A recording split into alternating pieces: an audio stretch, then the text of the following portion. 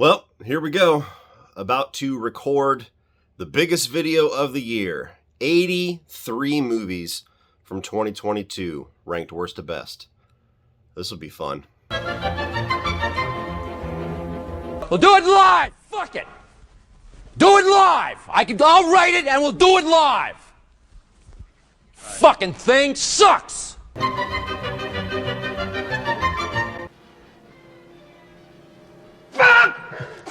Fuck, motherfucker! Motherfucker! You know how fucking stupid you fucking are! No!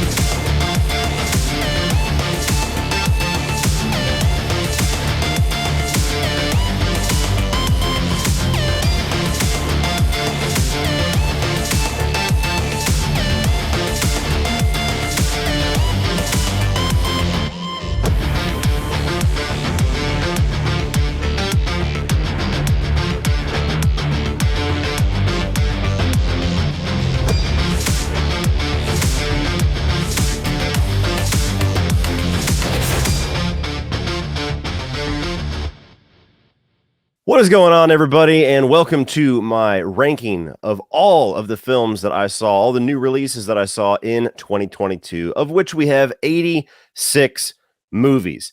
So as the prologue, the little intro let you know, this video has pretty much been cursed. I did a pre-recorded version of it, and the audio was messed up. I also had a brain fart and forgot 3 major movies.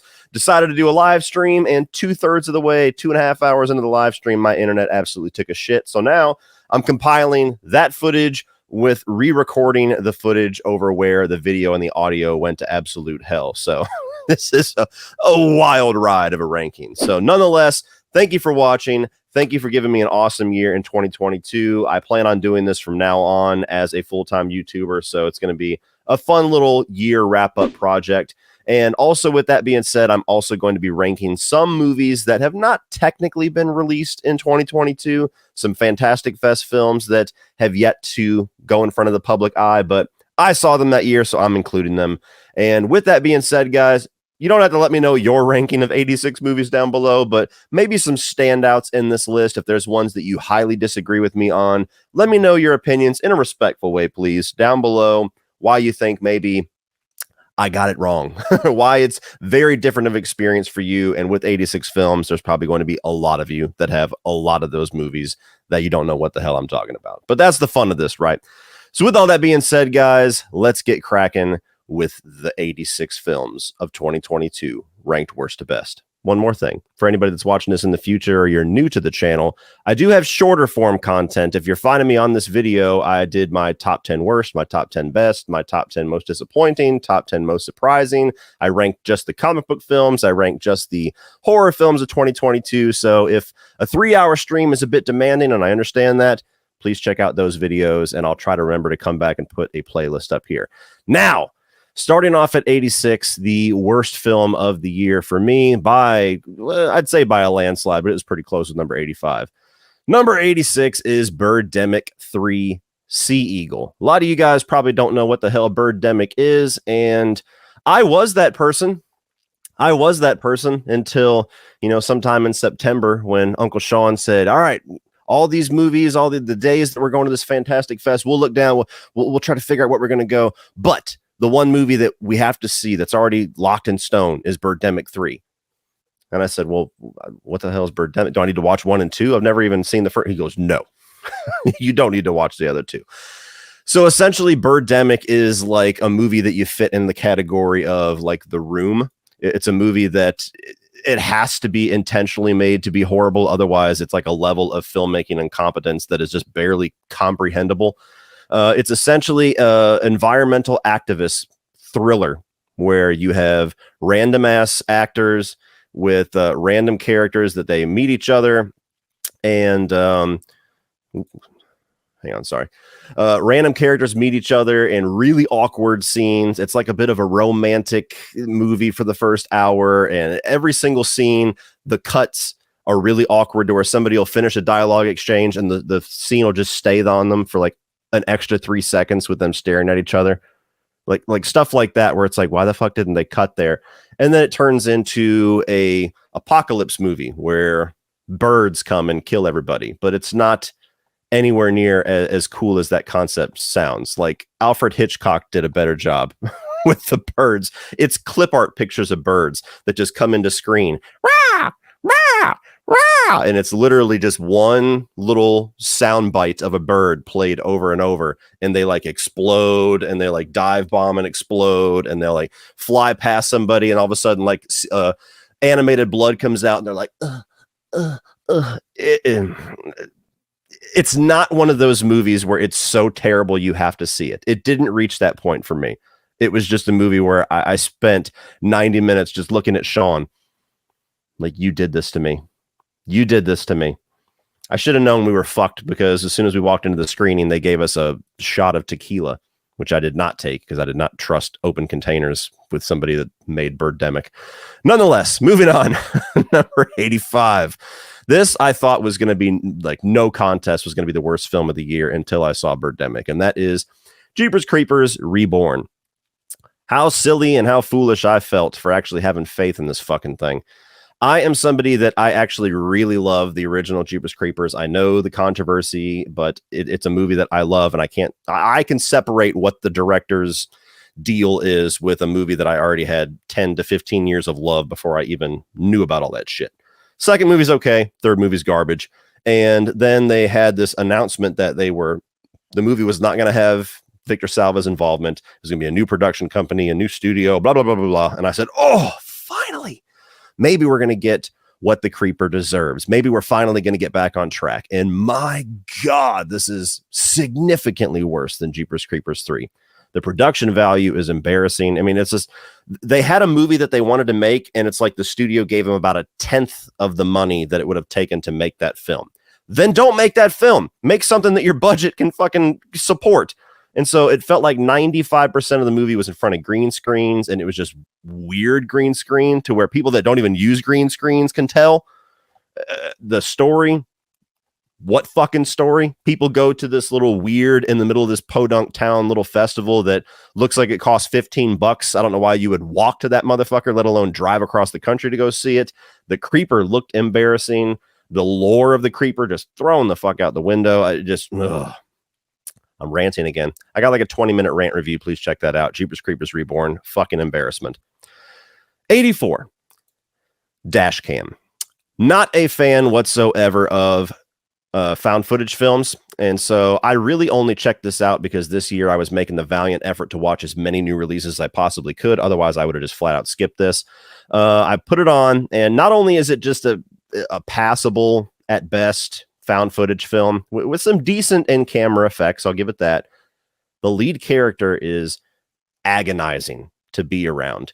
It's essentially this character where they took all of like the most extreme stereotypes that you could think of to represent a conservative, and they mashed all of them together into one character, to where I can't imagine even conservatives could stand this character, because it just represents all these things that I don't think a lot of conservatives are into. And so it's just a character that the entire 90 minutes is just like a fucking cheese grater on the side of your face. And it turns out the actress or the woman, I don't even want to call her an actress, the woman that they got to play her is actually an influencer that pretty much embodies all the things that this character is. And so that in and of itself made it feel kind of icky. It's like, okay, you could pretty much guarantee that whoever made this film is a liberal. Why are we hiring an extreme conservative to play this horribly annoying conservative character? It's got to be just to create more division and everything. So then you get into all that shit. No, not for me. Not for me whatsoever. Oh, don't want to click that again. Number 83. Pray for the Devil. This is a movie that I kind of saw the writing on the wall. I'm really not a big fan of the demon possession and exorcism subgenre of horror. And when I saw the trailer, I was like, that looks extremely generic. I could probably write out the plot right now. And I could have, because every single thing that happens in this movie is like, yep, that's pretty much like a Mad Libs version of a demon possession script with a couple little tiny tweaks. The only thing that kept me engaged a little bit was this. They were kind of holding back on what was going on or what went on in the past with the main character and her connection with this little girl. And as soon as they brought in the little girl and they were kind of playing coy, I was like, okay, well, obviously this is going to happen. And then 45 minutes later, they revealed that. And I'm like, well, even that I could have fucking wrote. Jesus. So not for me. Not a fan. 82. The Invitation. This is a movie that was not on my radar until the trailer played, and I saw a bunch of vampire shit, and I went, oh, please. I have been so desperate for vampires and werewolves to come back to their horror roots ever since Twilight fucked it all up for everybody. And I went to go see this, and it took forever to get to the vampire stuff. And then I quickly realized, oh, okay, yeah, they're making the vampire shit a third act twist, aren't they? And they showed the entire third act in the fucking trailer. Good job, assholes. So yeah, a romance movie that I didn't really get into that much, although the lead character is very charming. She was also in Game of Thrones, so I like the actress a lot.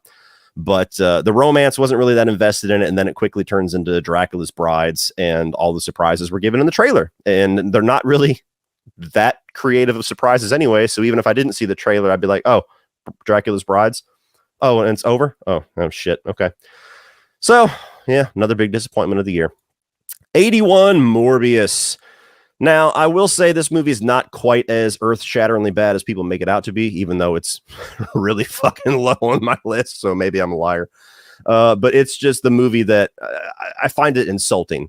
It's not like it's not watchable. It's not like it's not passable, colorful entertainment, but it's just kind of insulting. We're in an era of comic book films where we shouldn't be making or watching or tolerating these movies anymore. Like, this is something that probably would annoy us back in 2001. And when you bring it out now, after having like 2 years during lockdown that they could have worked on this film, and it just seems like everything they did made it worse. I just don't have time for these movies. I barely have enough time or attention or interest in the movies that are quality coming from superheroes, the superhero genre nowadays, because it's just so overexposed. So I definitely don't have any time or patience for some shitty ones. And what the fuck was with those post-credit scenes? Blech. 80. The Cellar. This is a movie that is a Shudder exclusive, and I checked it out because I did a sponsorship with Shudder, and that was a movie they were promoting, and I was like, ooh, Alicia Cuthbert. Love her. Ever since Girl Next Door, she's been one of my like poster women. Like, if I was still a 14-year-old kid, she would be on this wall somewhere. So I checked it out. Kind of a typical setup as far as a haunted house movie. A family moves into this house. The house is clearly fucked up, but they got it for a steal. Wonder why. And then when they move in, they quickly start to discover that something weird's going on. The daughter disappears in the basement. And then as Alicia Cuthbert and her significant other started to investigate things, they realize that there's all these symbols and geometry things all over the house. And essentially, it's a haunted house movie that uses arithmetic and math and geometry as kind of the catalyst for the evil. And so I'll give it points for being unique, but raise your hand if you find math scary. Nobody? Okay, cool. Moving on. Number 79 is The Munsters. Probably my most disappointing film of the year. And, well, actually it is, because I put it in my video. So it is my most disappointing film of the year. Just like with Jeepers Creepers, it's like, man, why did I even bother giving faith to this thing? Like, look, Rob Zombie, I still hold true to the fact that I think that guy is capable of giving us one of the most awesome horror films of all time, if he will let somebody help him with the writing, but he's never going to do that. And so the what interested me with The Munsters is that it's way out of his comfort zone. It's not the country fried, almost X-rated, super gory porno dialogue exploitation throwback. It's PG throwback family entertainment, a sitcom. And I'm like, okay, that's really fucking out of the box for Rob Zombie. So let's see what he can do. I mean, I was excited when I saw the house construction. I was excited when I saw the teaser that was recreating the opening of the show. And then as soon as we got the first trailer, all my hopes and dreams crashed. And you watch the film and it's just like, dude, what is this? What is this? This is a really, really bad attempt at whatever you were trying to do. So Unfortunately, Rob Zombie yet again, kind of a disappointment. I'll go to 75 and I'll take some questions. 78 is They/Them. Just an absolute vanilla movie. Like, it's something that I saw the trailer, especially you see the title, and I'm thinking, oh God, this is going to be a fucking minefield whenever I go to review this. I can just see the comment section now. And you watch the movie and it's like, oh no, it's not going to be a minefield because they don't have the balls to do anything creative with this movie or make a stance or make a statement about anything. It's the weirdest fucking thing. You title a movie They/Them. You have a horror movie that is centered upon a bunch of LGBTQ characters being taken to this camp to be kind of mentally brainwashed and tortured into being a straight character or straight person. And the movie is so afraid to offend the LGBTQ community. It's afraid to offend the straight community. It's afraid to offend people that hate the LGBTQ community. It's like, it's so timid to just take a stance on anything that the movie fails to be interesting at all. And they have this shoehorn slasher shit that's thrown in there. This generic is all fuck. So no, Kevin Bacon has made some awesome horror films. This is not one of them. The movie that was the minefield to talk about, though, unfortunately, is Alex Garland's Men at 77. I absolutely love Ex Machina. I really appreciate Annihilation, although I'm not really a big fan of the way that it wraps up. A little too out there for me. So I was looking forward to this one, even though the poster and the title, it's like, oh, is it going to be one of those movies? But I had faith. You know, maybe it's going to be more creative than you would assume. And it just didn't end up being that way for me. I don't have a problem with the message it's trying to tell. I'm not angry at the message it's trying to tell. I'm not offended. I'm not like, getting all up in my feels and getting my butt hurt about, oh, there's toxic men out there and this is what it's like. Well, yeah, no shit. There's some of them out there. Of course. Thank you. I know that.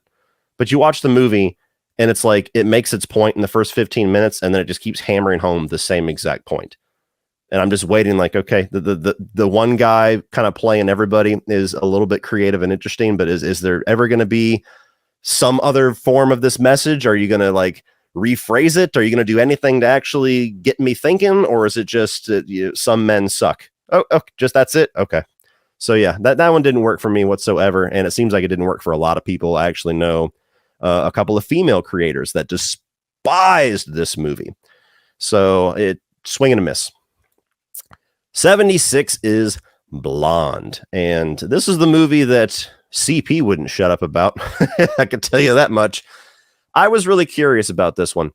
Ana de Armas, I love her. She completely disappeared into the role. She's the reason to watch if you're going to watch it. There was a lot of buzz about this thing, about how dark and how brutal and how violent it, how fucked up it's going to be. Not really violent, though there is a little bit of violence in it. And I don't know a whole lot about Marilyn Monroe. So I was like, oh, okay. Is this going to be like the true story that you never heard before? And you watch the film and it's like, oh, this is the story I just never wanted to fucking hear. It's 3 hours of misery. Very well made, very well directed. The way that it's edited together, there's some really cool transitions. Like, it's got a lot of artistic merit to it from a filmmaking standpoint. But what's going on screen is miserable to watch. I had to stop after the first hour and a half because I was just like, I'm exhausted. I mean, the movie starts and if I remember correctly, she's basically getting the shit beat out of her as a little girl by her mother. Her mother's whacked out of her head, tries to kill her, tries to drown her in a tub. Then there's a fire. And then she is given away to the neighbors. The neighbors just drop her the fuck off at an orphanage and don't even tell her where she's going. Then within 3 seconds of her being an adult, she's bent over a table by an executive. And it's just like, Jesus Christ, this movie's been on for 15 minutes and it just never gets any better. So maybe some people got some stuff out of it. I watched it and I went, no, that's not the experience I'm here for. Number 75, we have the movie that angered me the most in 2022, and that is Speak No Evil. This is a movie that I had no idea what the hell it was. My buddy Rudy from Gen X Reviews had messaged me and he said, hey, this movie's blowing up on TikTok. Have you heard about it? Everybody's raving about it. And I said, nope, but I put it on my little list. And either that night or the next night, me and the wife were sitting around. I said, let's throw this movie on. I heard it's good. I don't even know what it's about. Fuck it. Click play. And it's a well-made movie, a well-acted movie. It's effective with what it's trying to do, but essentially it's trying to commentate on how people will, in social interactions, like people that will stay in bad situations, to not be socially awkward or not to not feel rude or like they're insulting the other person, even though red flags are going off, the alarm bells are going off like crazy. And so you have this family that is staying for the weekend with this other family, and just really weird and uncomfortable things are happening over and over and over again. And the protagonists never do anything about it. There's literally a point in the movie where they say, fuck it, we got to get out of here. And in the middle of the night, they sneak off to the car, pack the car up, put the kid in. They drive 10 miles away. The little bitch wakes up and she's like, I need my bunny. I need my bunny rabbit. And they're like, oh, we can't go back. And then she starts bitching and bitching and bitching. And they fucking drive back to the house to get the goddamn bunny rabbit or teddy bear or whatever the fuck it was, and insert themselves. They get busted and insert themselves right back into this horrific situation that you know is not going to end well. And so it's a movie where you're just sitting there gritting your teeth. You're like, get the fuck out of there. What are you doing? Like it's that experience for 95% of the movie. And then something really horrific happens and it's like, you fucks, that's what you get. That is your fault. I hate you. You deserve every bit of what's about to happen to you. And so it just made me angry. That's all it is. It just made me mad. 74, Kids versus Aliens, another movie from Fantastic Fest, one that is not released so far. And this is the guy that made Hobo with a Shotgun. And so that's all I knew about it was the premise, Kids versus Aliens, and dude who made Hobo with a Shotgun. And so we walked into this. This was a midnight screening on the second day of the festival, I believe. And it just wasn't nearly as fun or as entertaining as that premise would make you think. And when you have Hobo with a Shotgun, it's intentionally kind of grindhouse. And this has a little bit of that, but it's intentionally grindhousey and cheap with the alien designs. And it just looked weird to me. It looked like Spirit Halloween costumes. And so I didn't get the joke, I guess. I wasn't in on the joke.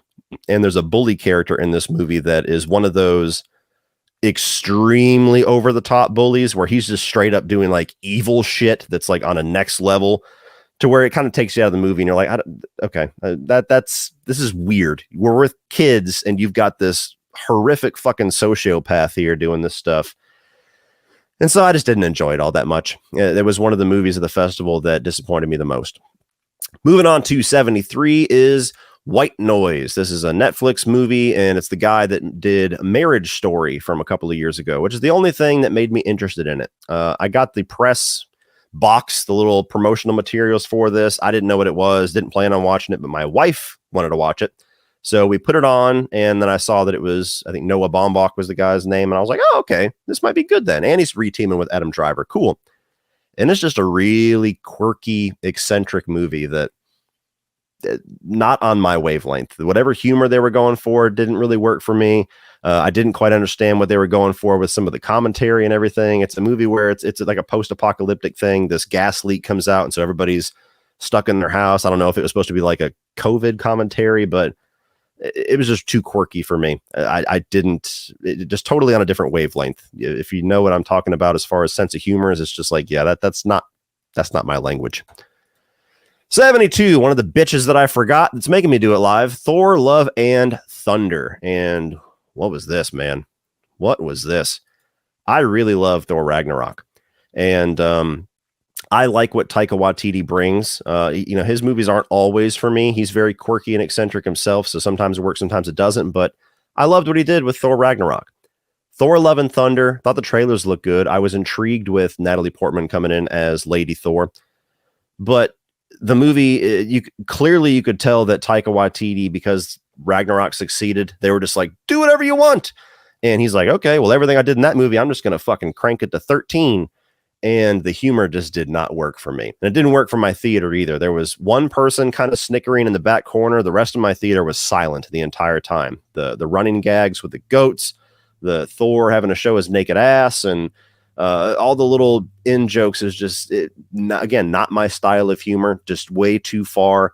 There's things about it that felt like it was parodying or just not taking its own universe seriously that kind of turned me off and just didn't feel like that was appropriate or right for this movie. And it kind of bugged me too, because I'm somebody that I get really annoyed at the just barrage of people, just the onslaught of people in the comments that just call everything woke. Everything's political. Everything's got an agenda. There's movies, there's shows, there's things that certainly do that merit that, not fucking everything. So I'm one of those guys. And when I look at Love and Thunder and I see the movie and I'm like, okay, So you got the female version of Thor in here, and the only way you're really propping her up is by making Thor a complete fucking idiot. He is now like a joke. That gets on my nerves because I'm like, you're just giving that entire crowd ammo, and they're gonna have a point about this one. Like, why do that? So multitudes of reasons why I didn't care for Thor: Love and Thunder. It's actually my least favorite of the MCU as of right now. Number 71, talk about irony. You got a movie about a assassin that is losing his memory to Alzheimer's, and it's one of the more forgettable movies of the year. So Memory, Liam Neeson has kind of made his own subgenre of action films at this point, Liam Neeson revenge thrillers. And most of them aren't very good. You get Taken, you get the occasional one like Run All Night, I think is badass. I love The Gray. Walk Among the Tombstones is a really underrated flick. But for the most part, for every good Liam Neeson action thriller, you get about 5 that feel like generic script that they threw Liam Neeson into. And judging from the poster, I would have assumed this was that. But this was directed by Martin Campbell, the guy that brought us, in my opinion, the 2 best James Bond movies, Casino Royale and GoldenEye. Also gave us Mask of Zorro, one of my favorite action films of all time. Also gave us Edge of Darkness with Mel Gibson, a really cool thriller. The guy's got awesome movies in his filmography. And so he's what gave me faith in this. Generic, boring, not really anything memorable about it. Like I said, irony. I couldn't tell you anything specific about this movie. I couldn't tell you or describe one scene of this. It's just Liam Neeson action thriller stuff with him losing his memory as the plot. Now you have number 70, which is Studio 666. And this is a movie that I was absolutely the target audience for, but unfortunately it just did not work for me. I'm a big Foo Fighters fan. I love horror comedies when they're done right. I am an Evil Dead fan, which is kind of what they're riffing most directly on in this. And I don't know exactly what it is. I think most of it's the humor. I mean, obviously the Foo Fighters aren't actors. That's an easy shot to take. I walked in knowing that was going to be a handicap, but I thought maybe the movie would have fun with that. It doesn't really. The humor, though, is where it kind of lost me. You know, I have a very specific style of humor, a little bit darker, a little bit more adult.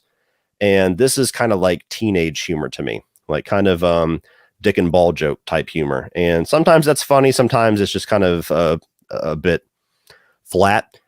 And so the humor side of the horror comedy didn't work for me. There's some good practical effects, some good kills, but the overall story about Dave Grohl kind of being possessed and trying to make the rest of the band record this demonic album, it feels like it should have been a lot more badass than what it was. Like, you write that premise and that cast and that concept on paper, and I'm going, that's going to be top 5 for me. Easy. I mean, we didn't even crack 70, so didn't work for me. And goes without saying as well, rest in peace, Taylor Hawkins. You were taken way, way, way too early. Number 69. 69. Sorry. Bodies, Bodies, Bodies. This is one of the movies that I've seen the most hotly debated of the year. This seems to be your love or hate experience. I totally understand what they were going for here. I think they achieved what they were going for here. But what they were going for is not going to appeal to everybody. Because essentially what you have is a slasher whodunit style movie where all of the characters are like the most extreme, aggravating examples of like Gen Z kids. So they talk in text format. They're really entitled. They're, everything is about them. And like, there's a whole spot in the trailer where they're using all these buzzwords in their dialogue. Like, you fucking trigger me. You're so toxic. You're silencing me. And that's the whole movie. And again, kind of similar to Dash Cam. It's like, it's intentional. They're cranking up those stereotypes for a reason to kind of get the point across, but you still got to be entertained by your characters. Otherwise, it's 90 minutes of you just going, oh, shut the fuck up. I hate you. I hope you all die. And that's basically what it was. And so I'm in on the joke. I just didn't think the joke was all that good. Number 68. Two Witches, a movie that I had not heard of, but the one of the lead actresses, the one that's holding the apple right there, reached out to me on Twitter, wanted me to check it out. And the director sent it to me. And so I checked it out, and it's a well-made movie. If you are into really dark, fucked up portrayals of witch lore, like The Witch, obviously, or Lords of Salem, visually very similar style to that, then this is a movie for you. That's just not my thing. So I watched this and I appreciated what was going on, but it just wasn't really my type of movie.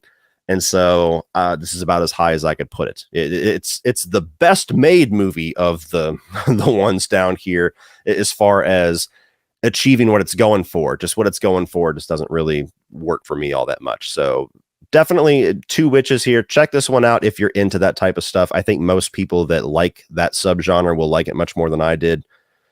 Just not one of my favorite things to experience. And the thing that set me off about Speak No Evil, there's like a couple different versions of that in this. So it kept kind of resetting me back into that. Oh God, now I'm fucking angry.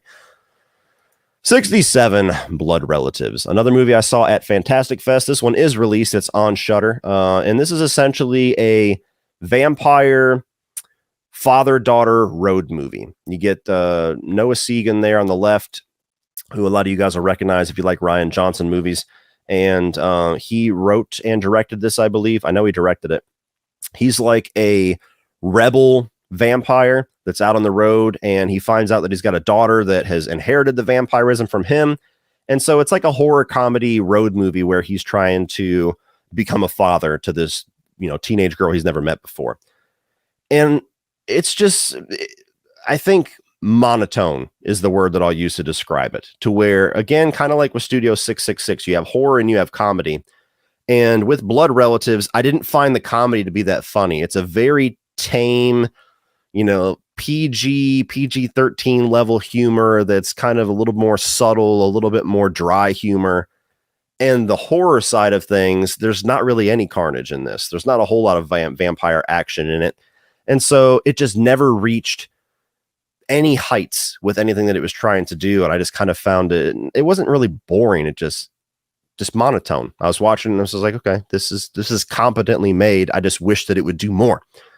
So moving on from that, we got 66, and that is The Gray Man, a movie that I almost skipped this year. I didn't have much interest in watching it. It came out. Everybody was either bashing it or not talking about it at all. And it wasn't until my buddy CP showed me his little preliminary list for the live stream that he just did a couple nights ago. And this made like his top 6. And I was like, oh shit. Okay, let me check this thing out. And I don't know what the fuck CP was smoking. I don't know what. He must have been in a really, really fucked up mood and just needed something stupid. Because The Gray Man, in my opinion, all our opinions are valid. In my opinion, The Gray Man is an extremely generic action film. And baffling at how expensive it is. Because the story and the setup and what's actually going on a narrative front with this movie is about this big. And yet there's like $200+ million worth of effects and explosions and planes and all this bullshit that's thrown in. And so it's just so weird. You're watching it and they're jumping out of planes that explode and there's skydiving sequences. And, Ryan Gosling's running across the bus as it's flailing into a building and exploding. It's like these massive action sequences, these big spectacle scenes for a movie that should be like a $10 million little action thriller. And so I used this comparison on Twitter, I believe. It's almost like the Russo brothers got you a cheap little greasy diner burger. And then they came up and just threw a bunch of caviar and fucking black truffles and shit on it to make it more expensive. And it's just like, dude, just make a fucking greasy cheeseburger if that's what you want to do. So 2 for 2 now. Cherry and The Gray Man, 2 for 2 of looking at the Russo brothers and go, did you guys just get a lot of help when you worked in the MCU, or what the fuck's going on? Because you were 4 for 4 in the MCU, 2 of which are the top 2 films in that universe, in my opinion, Winter Soldier and Endgame. And then you leave that universe and it's like, what the fuck are you guys doing? So yeah, I don't know. Different strokes for different folks. It is not my number 6, Mr. Charles. Number 65. Oh, this one's going to be interesting. Okay. Number 65 is On the Line with good old Mel Gibson. I know he's controversial. I know he has done and said some really shitty things, but I can't help but love Mel Gibson as an actor. I still just love the guy. When he's in a movie, I get excited. I grew up watching Mel Gibson movies. When he has comeback things like Bloodfather, or even his spot in Expendables 3, he's fucking awesome as an actor. So this was actually the last movie that I watched for this list for this year. This was the 86th movie. And I was just sitting at home. I had just watched The Gray Man, and I was like, I need something else. I need a palate cleanser. And I kept looking to see if there was anything else interesting I might have missed. And I came across this one, and I was like, what the fuck is this? Okay. And I played it. And essentially what this is you have Mel Gibson, who is like a shock rock DJ. He does the midnight or overnight little radio show where he roasts people, and he gets a phone call, and it's a guy who is essentially saying, I'm at your house, I have your wife and daughter, and I'm going to fucking kill him if you hang up on me. And so it's a movie that is like that. There's a hostage situation, and Mel Gibson has done something wrong to this guy that he wants the world to hear about. And so he has to stay on the line with him and solve this mystery and figure things out, or his family is going to be killed. And so it starts off really interesting, and it starts off with some pretty good Mel Gibson performance. And there's a section in the middle where it kind of turns into like a weird version of Die Hard, where it turns out that the guy is actually in the studio and not at the house. I'm spoiling some shit in this movie. Okay. I just don't worry about it. You're not missing anything. Okay. So the guy's in the studio. And so it turns into like 45 minutes of Mel Gibson with like a little mobile microphone and headphones running around the studio trying to find this fucking guy. And it gets so zany and so over the top and just so overcooked. And then it gets to a point, I'm not going to fully spoil this, but it gets to a point where the movie actually attempts a plot twist. And it's the most horribly awesome plot twist of 2022. It is so fucking moronic. It is so asinine that it's hilarious. I bust into laughter as soon as it was happening. I was like, you've got to be fucking kidding me. And then the movie doesn't stop there. It goes for another one. So this is a movie that is not good. It is a movie that I don't even really think it has a great Mel Gibson performance in it. It starts to, and then it gets a little silly in the middle. So it's a bit of a glutton for punishment movie.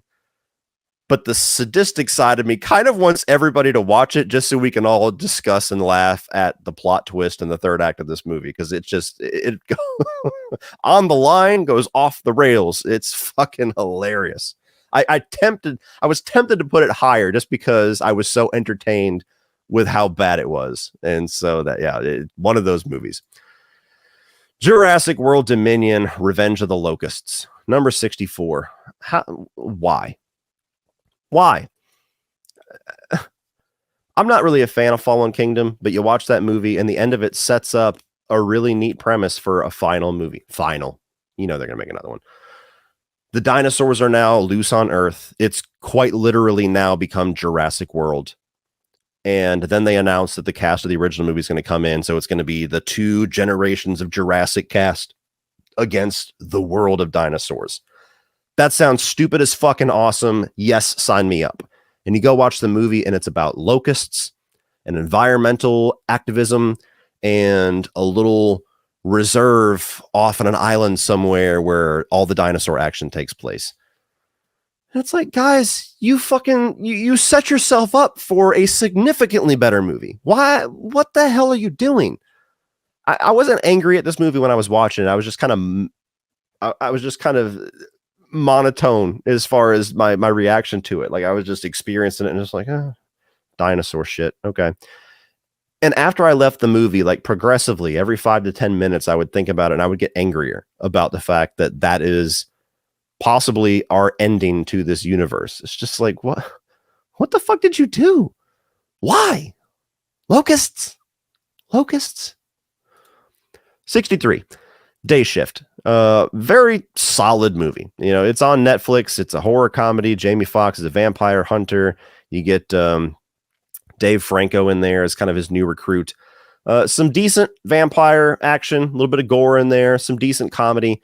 It just didn't really hit any big notes for me. It was pretty forgettable. So it's fine. Passable entertainment.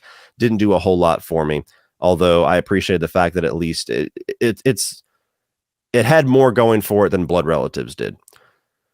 Number 62, VHS 99. This is another one that I saw at Fantastic Fest. I think it has been released, and I'm not really big into found footage, as I've said. I'm also not really big in horror anthologies. The only one that I've ever loved is Trick or Treat. And so this is basically both. It's a horror anthology found footage movie.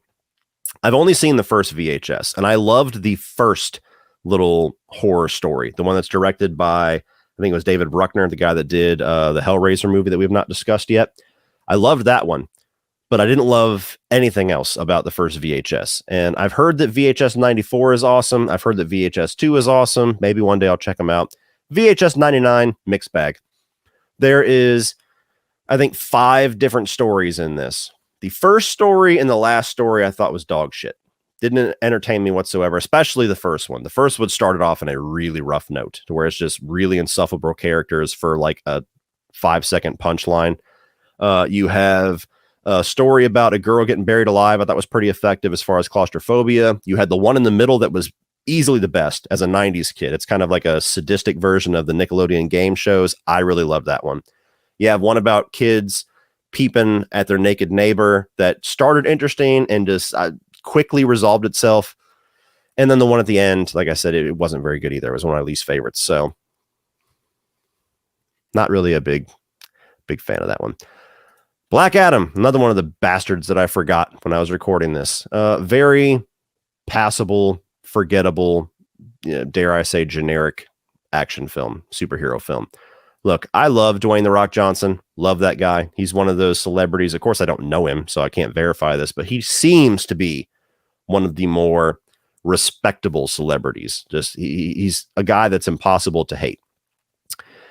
But he's been on a track record for the last chunk of years where it just seems like he keeps playing himself in all these movies. And it just becomes The Rock in whatever it is and not him becoming a character. Felt the same way here.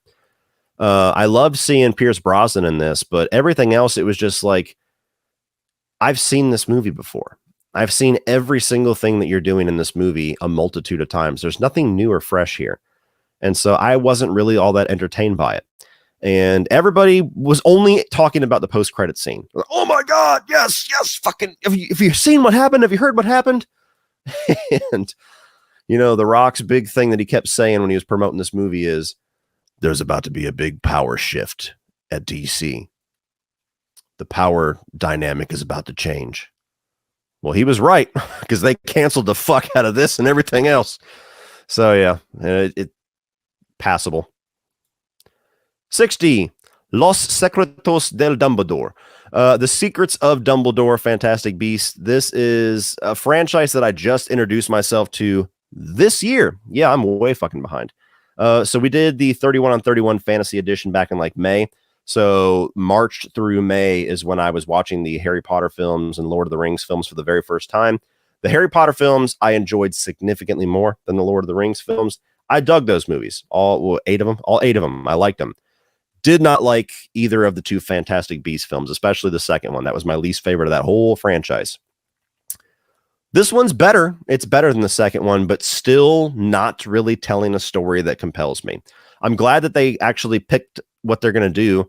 Like they were kind of teetering on, are we going to do the Fantastic Beasts thing with this Newt Scamander guy trying to find all these whimsical beasts, or are we going to tell this worlds collide story about Dumbledore and Grindelwald and the fate of the wizarding world? Are we going to tell that story? In this movie, they finally said, yeah, fuck off, Newt. We're telling this story.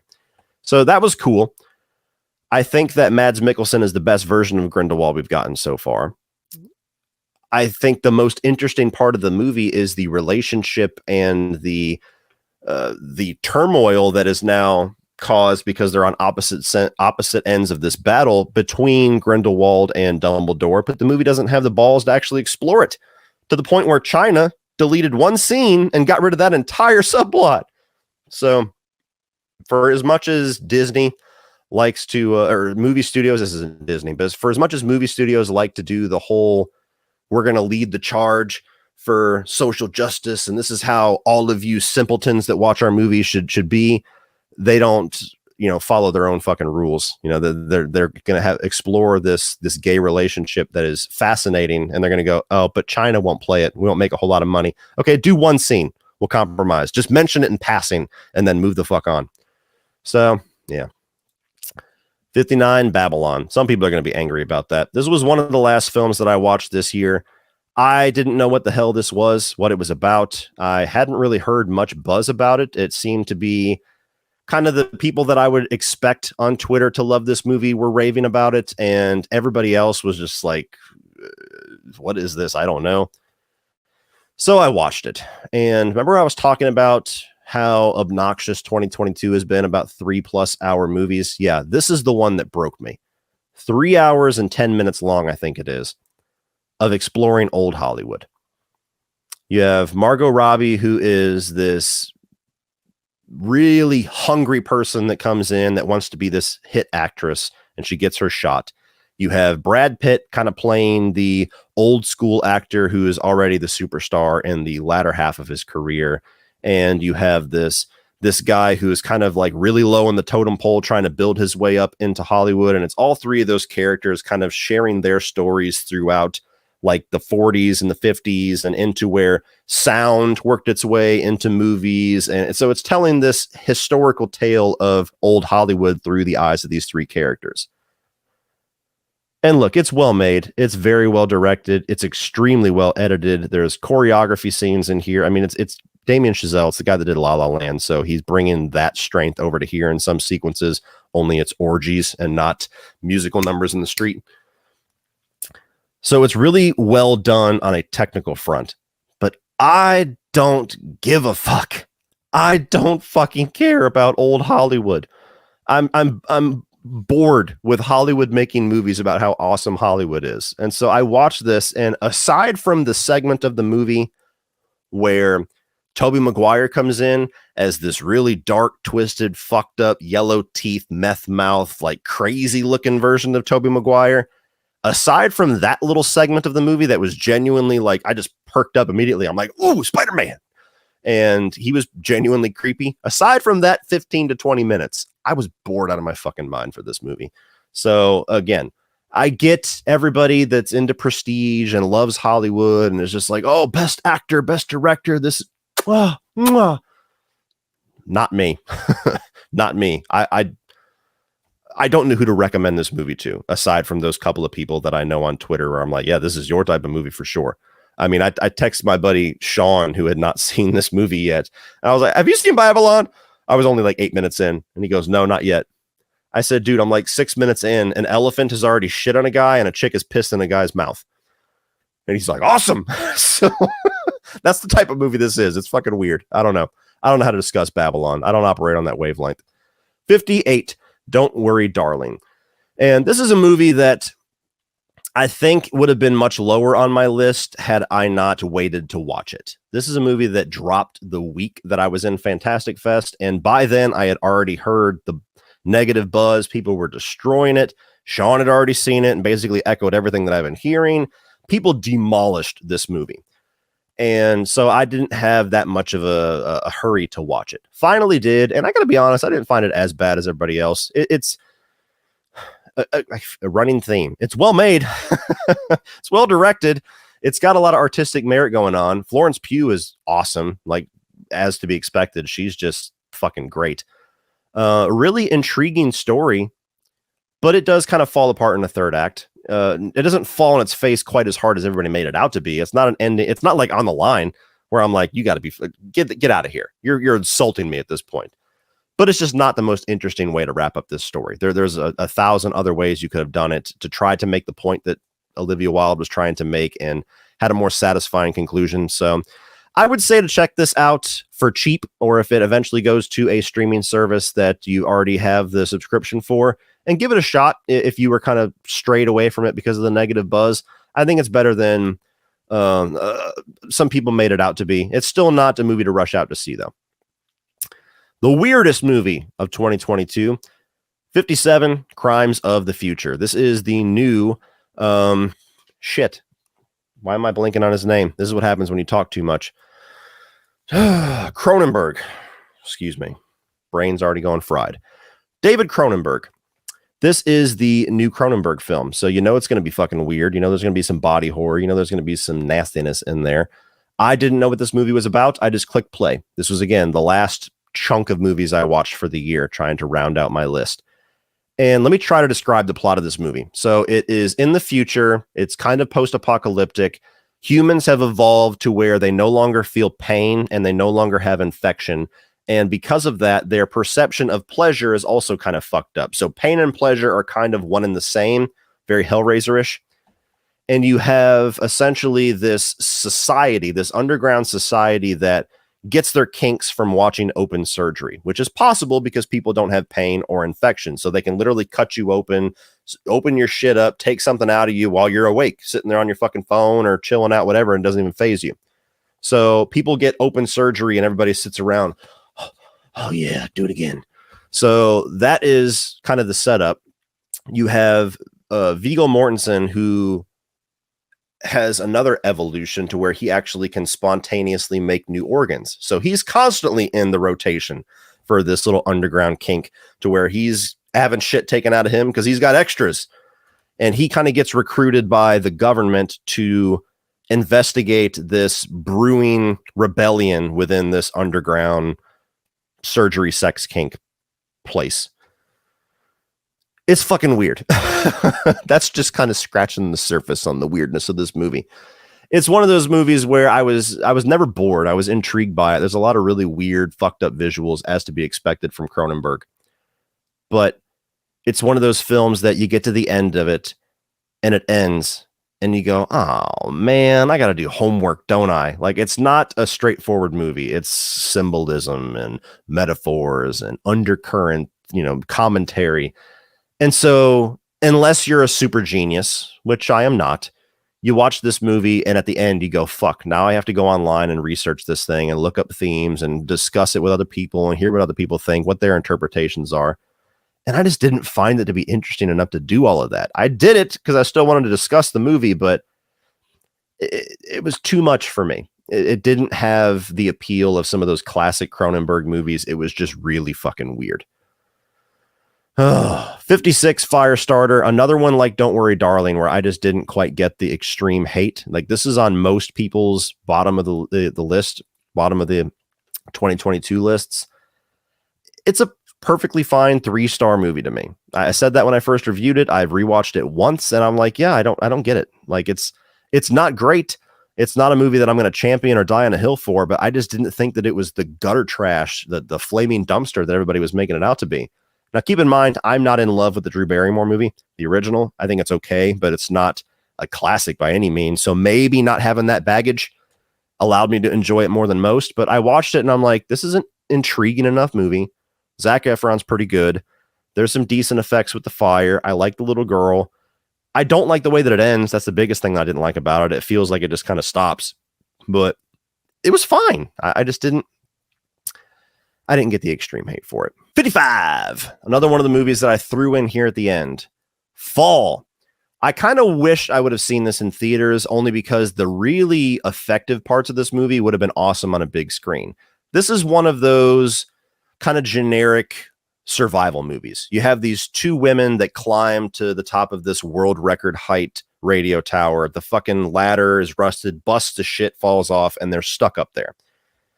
And if you're afraid of heights, don't watch this movie, because I'm not afraid of heights. And I still felt my nuts like going back inside of me like a fucking turtle head. I was like, oh shit, this is high. So it's really effective with getting the reaction that they want to get out of you with the heights stuff.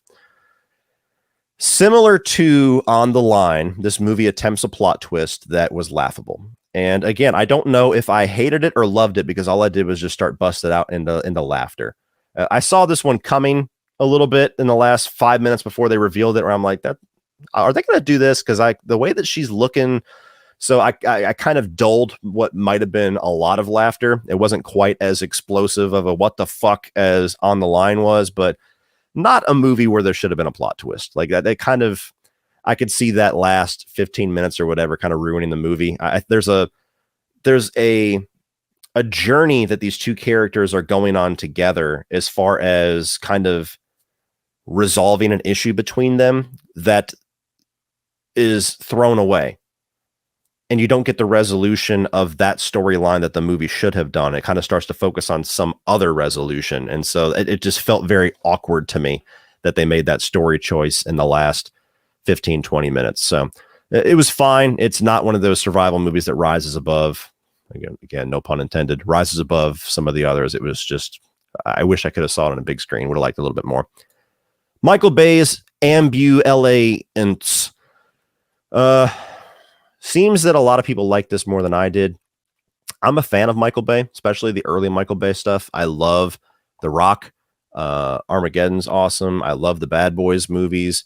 I have a lot of fun with The Island. The first Transformers is great. So I'm not on the Michael Bay sucks train whatsoever.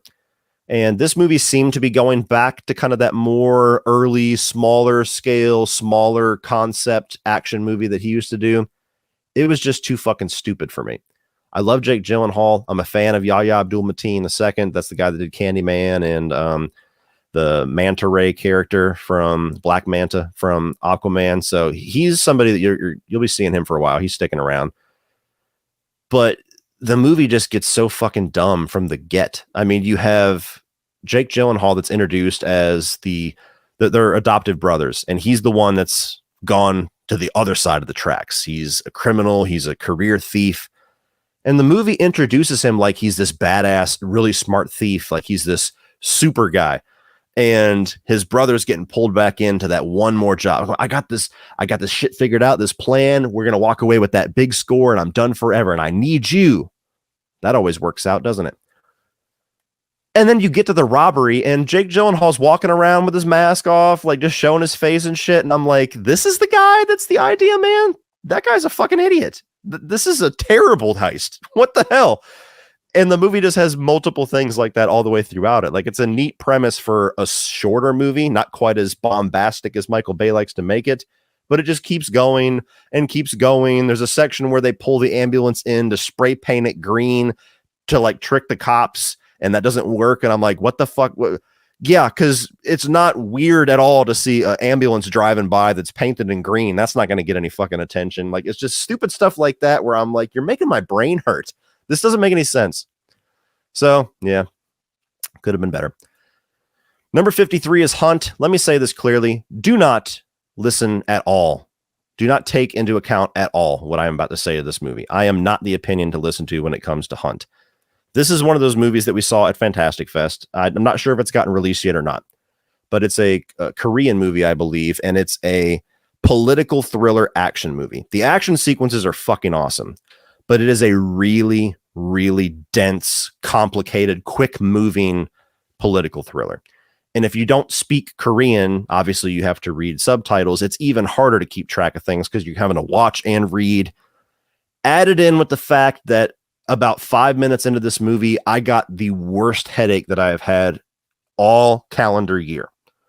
And I spent most of the movie like this, where I would try to watch it, and then I would have to do this for a little bit. And obviously, since I'm not fluent in Korean, every time I'm doing this, I'm missing plot because I'm not reading. And so I had a fucked experience when it comes to this movie. So it is only this low because of that. So if I did not have, my head split in half, I'm sure it would have been higher. Although I do think it was still very dense and kind of hard to follow. Even Sean, who loved the movie, said it was hard to follow. So I don't know who you are before walking into that one, I guess. But unfortunately, my experience was extremely skewed when it comes to that one. Here's one that they just started advertising for release here in a couple of weeks, and that is Sick. And this is one that I also saw at Fantastic Fest. And this is a movie that is the newest film written by Kevin Williamson, who you all know as the guy who wrote Scream, as well as I Know What You Did Last Summer. He's done other things, but he's known as the Scream guy. And essentially what this is a COVID slasher. It is a slasher film written by Kevin Williamson with that meta cleverness set in March 2020. So just as the US started to lose its shit, when everybody was going into lockdown, people were fucking masking up and wearing chemical suits and going to the stores and buying all the toilet paper. And so it's a slasher movie that is making Kevin Williamson style meta commentary on the mania of early March 2020, COVID madness. And unfortunately, it's a movie that feels like two completely different films. You have the opening 15 minutes or so and the closing 15 or 20 minutes that is heavy with the Kevin Williamson COVID meta commentary humor. And it's really funny. If you're somebody that is able to laugh at COVID humor. If you've had a loved one die or something to where COVID is just a bad subject, I would not recommend this movie to you. But if you're somebody that can laugh at the ridiculousness of some of the things that everybody was doing in March 2020, it's pretty effective. But the middle hour is just a regular generic old slasher movie. And it's not even really a slasher. It's more of just a chase movie. Masked guy comes into this house where these two chicks are quarantined and walled off from everybody, and he chases them around for an hour. And it's done well. It's directed well. But I just didn't find it to be all that entertaining or interesting, or a slasher chase movie that is better or more interesting than other films that I've seen. And it's a shame, because if that energy that he had in the first 15 minutes, the last 20 minutes was all throughout the movie, this might have been 30 spots higher, because I really dug what they were doing. I thought it was actually pretty fucking clever. But then there's this big lull in the middle where it could have been anything, could have been any era, could have been any premise. And so it doesn't surprise me whatsoever that they're putting this thing on Peacock. Like, I've seen a lot of people on Twitter. They're like, this is bullshit. This lit the festival's on fire. This was so awesome. And I'm like, no, it didn't. No, it didn't. Maybe you were in a different theater than I was. Everybody that I talked to about this movie was like, yeah, that was fine. It was fine.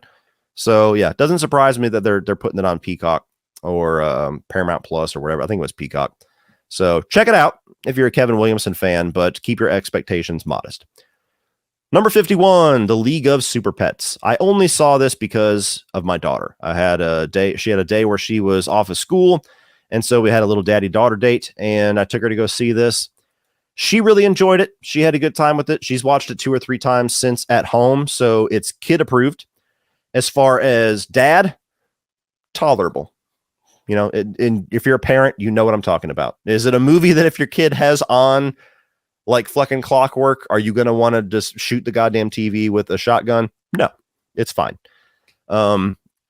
Again, it's superhero stuff, DC, Marvel. I'm just kind of burnt on it. So it's like, okay, a cartoon version of their pets, whatever. There's some funny stuff in here with like Keanu Reeves playing Batman that I appreciated. You got Kevin Hart and Dwayne "The Rock" Johnson as the 2 leads. They have good chemistry with each other, even when they're just doing voices. So it's fine. I'm just somebody, and we'll get much harder into this as we get up the list. I'm not really into animation anymore. I'm one of those guys. I'm officially old. My 32 for a couple more hours. My 32-year-old ass is just like, I don't want to watch cartoons anymore. You know, it's weird. I talked with my buddy Brian Lomax about this sometime this year. It feels like it was this year. And he said the same thing. He said something that pretty much sums me up. He said, yeah, I'll watch a 3-star live action film 10 times before I watch a 5-star animation film. And I'm like, yeah, that's me. Even the ones that I love, just never in the mood to watch them. So yeah, keep that in mind when we get to some other ones, because I think people are going to be angry at me. Number 50 is Resurrection. This is the runner-up for weirdest movie of the year.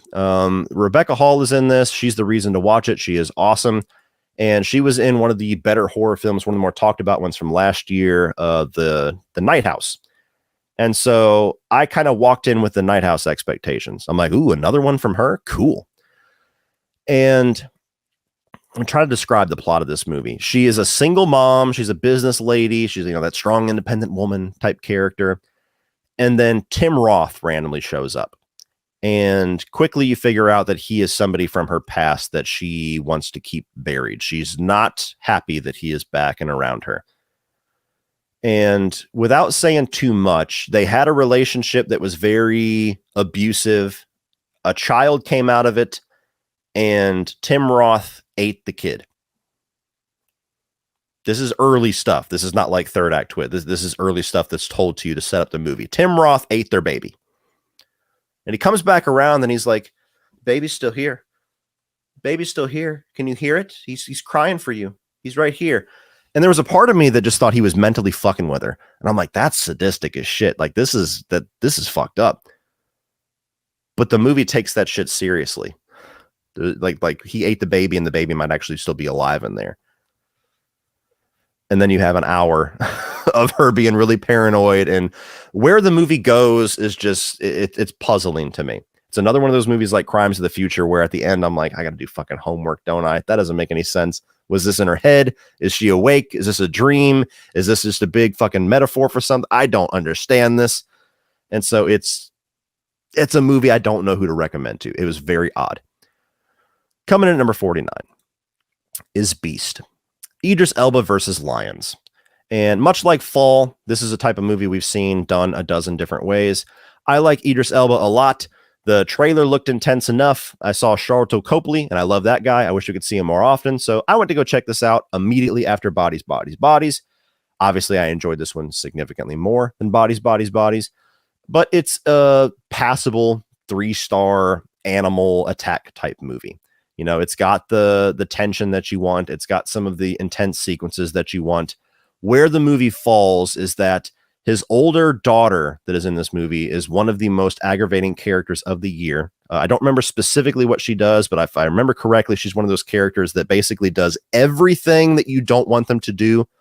She's the horror character where you're like, you're going to get everybody fucking killed, asshole. She is that character all throughout this movie to where you're like, dude, feed her to the fucking lion and save the other daughter. Seriously. And then at the end, you quite literally have a sequence to where Idris Elba has a fist fight with a lion.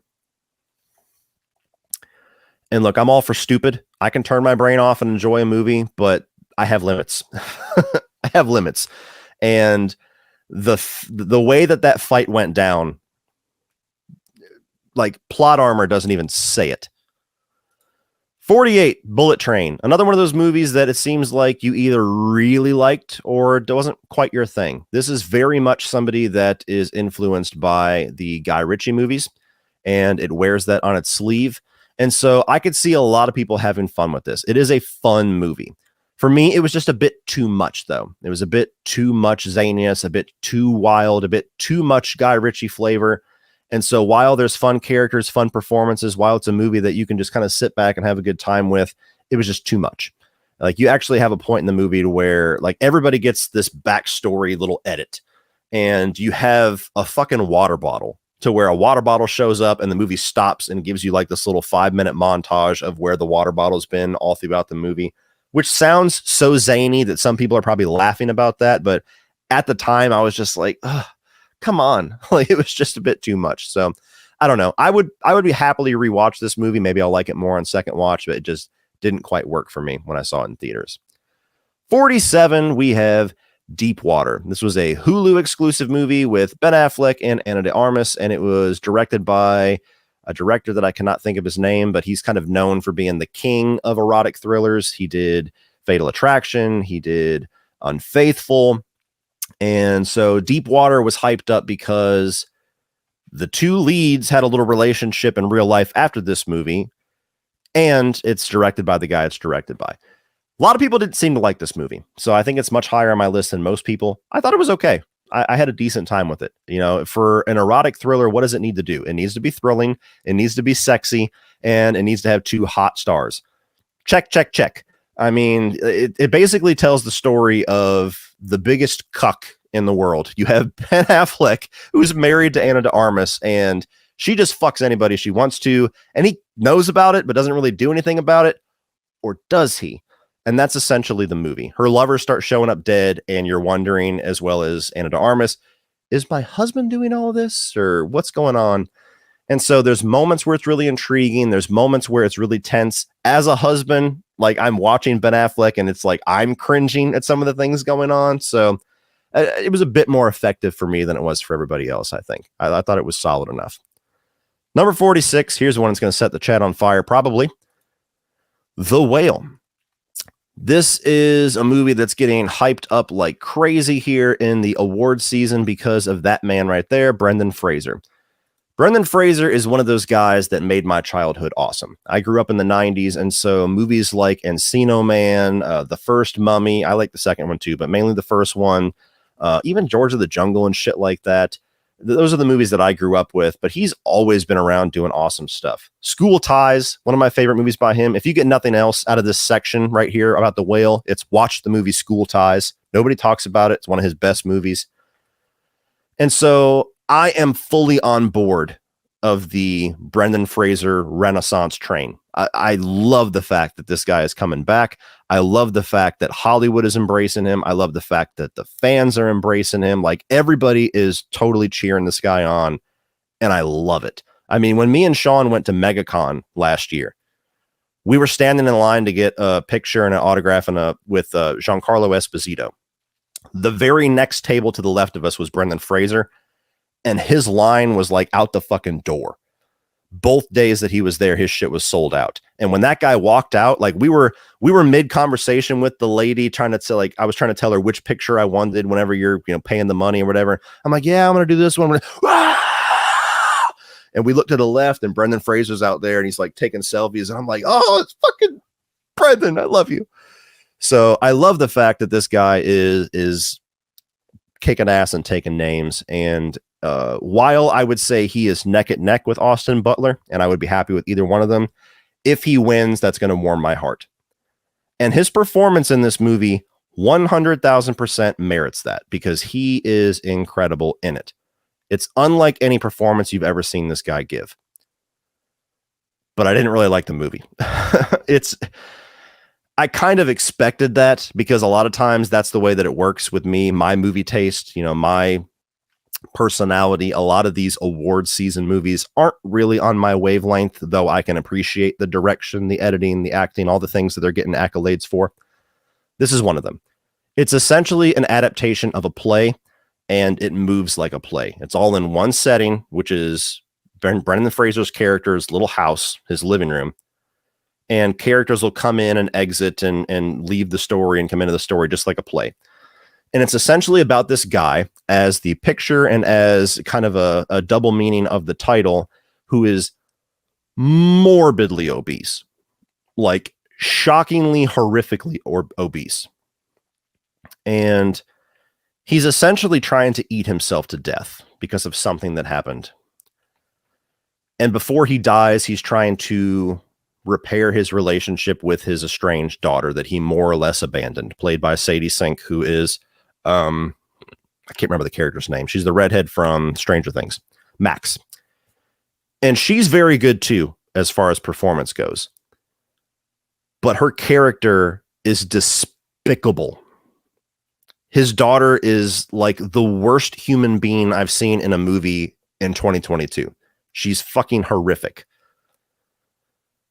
And so it's extremely difficult for me, especially as a father. Like, when you have shitty kids in a movie, my parenting instincts turn on, and it makes it very hard for me to like that kid. I'm like, that you need some parenting now. So, being that most of the movie focuses on this guy who, while he is horrifically obese, he seems like the sweetest person in the world, and your heart breaks for him all throughout the movie because of Brendan Fraser. And he's just getting demolished by his daughter every single time she walks into the room. And every single detail you find out about her makes her a worse person. And so the whole movie is about him rekindling his relationship with her and trying to kind of save her to a certain degree, set her on the right path. And I just didn't care, because I hated her.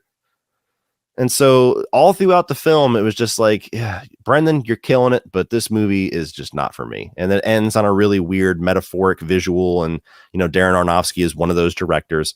And so I expected that. So this is, you file this with Babylon. Totally get why some of you guys, best of the year, absolutely give it all the awards. Not for me. At number 45, and we have another movie that just seemed to be like a big divide.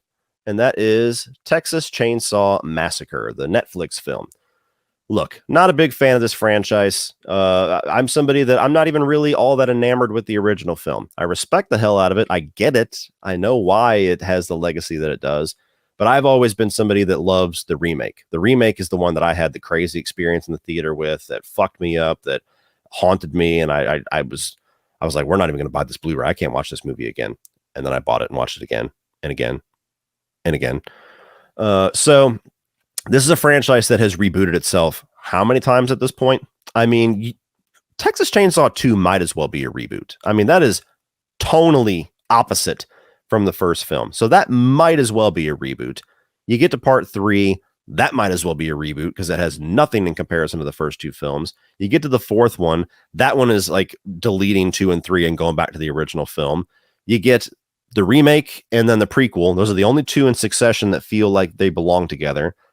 Then we reboot it with 3D and we're going back to the original. Then we reboot it again with Leatherface and we're going to be a prequel going back to the original.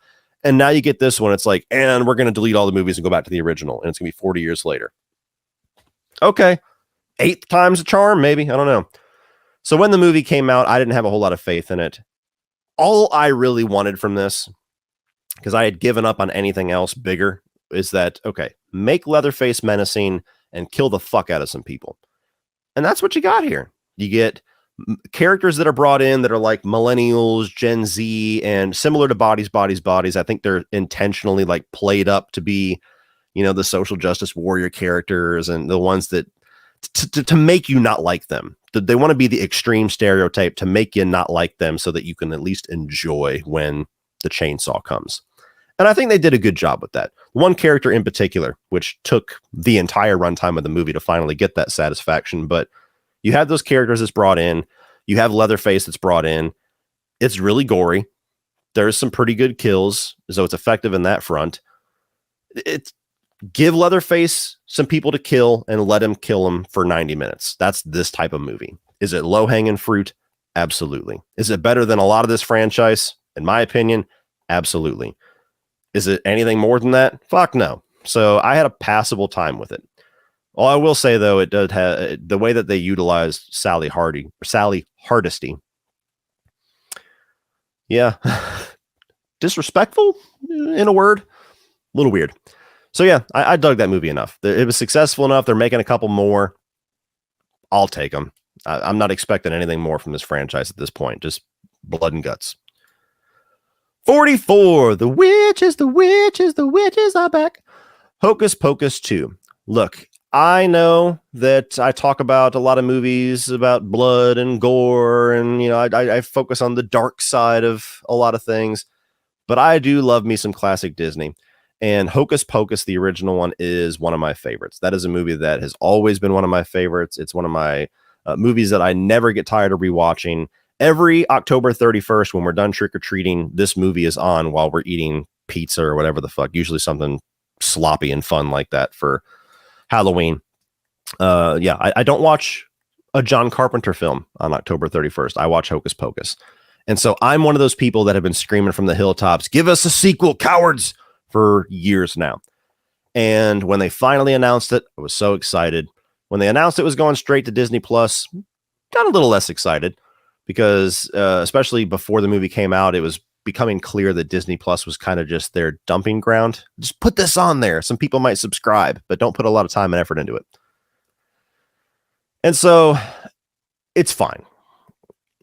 I think that Bette Midler and Sarah Jessica Parker and Kathy Najimy were incredible in it. I think they feel like they didn't miss a beat. Like they walked off the set of the original film and immediately started shooting this one. They just became the Sanderson sisters again. Loved it. From the moment they showed up and they're doing the dance number, I was like, yes, they're back. This is great. Everything surrounding them, the lead characters, the side characters, the plot, nothing to write home about. And they try to do this really weird redemption arc with Winnie in the last 5 minutes that to me just came out of nowhere and did not work. These are witches. These three are eating children and murdering children. Don't try to make me sympathize with them. They're villains. They're fun villains. They're Disney villains. But don't try to make them good at the last second.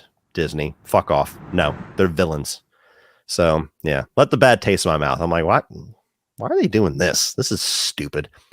So it kind of left itself open. Maybe we'll get a third one. Maybe it'll be a little bit better, but it's fine. Oh, here we go. Brace for the slap. Number 43, Guillermo del Toro's Pinocchio. Let me get this crystal clear. This is a very good movie. It is a very well done movie.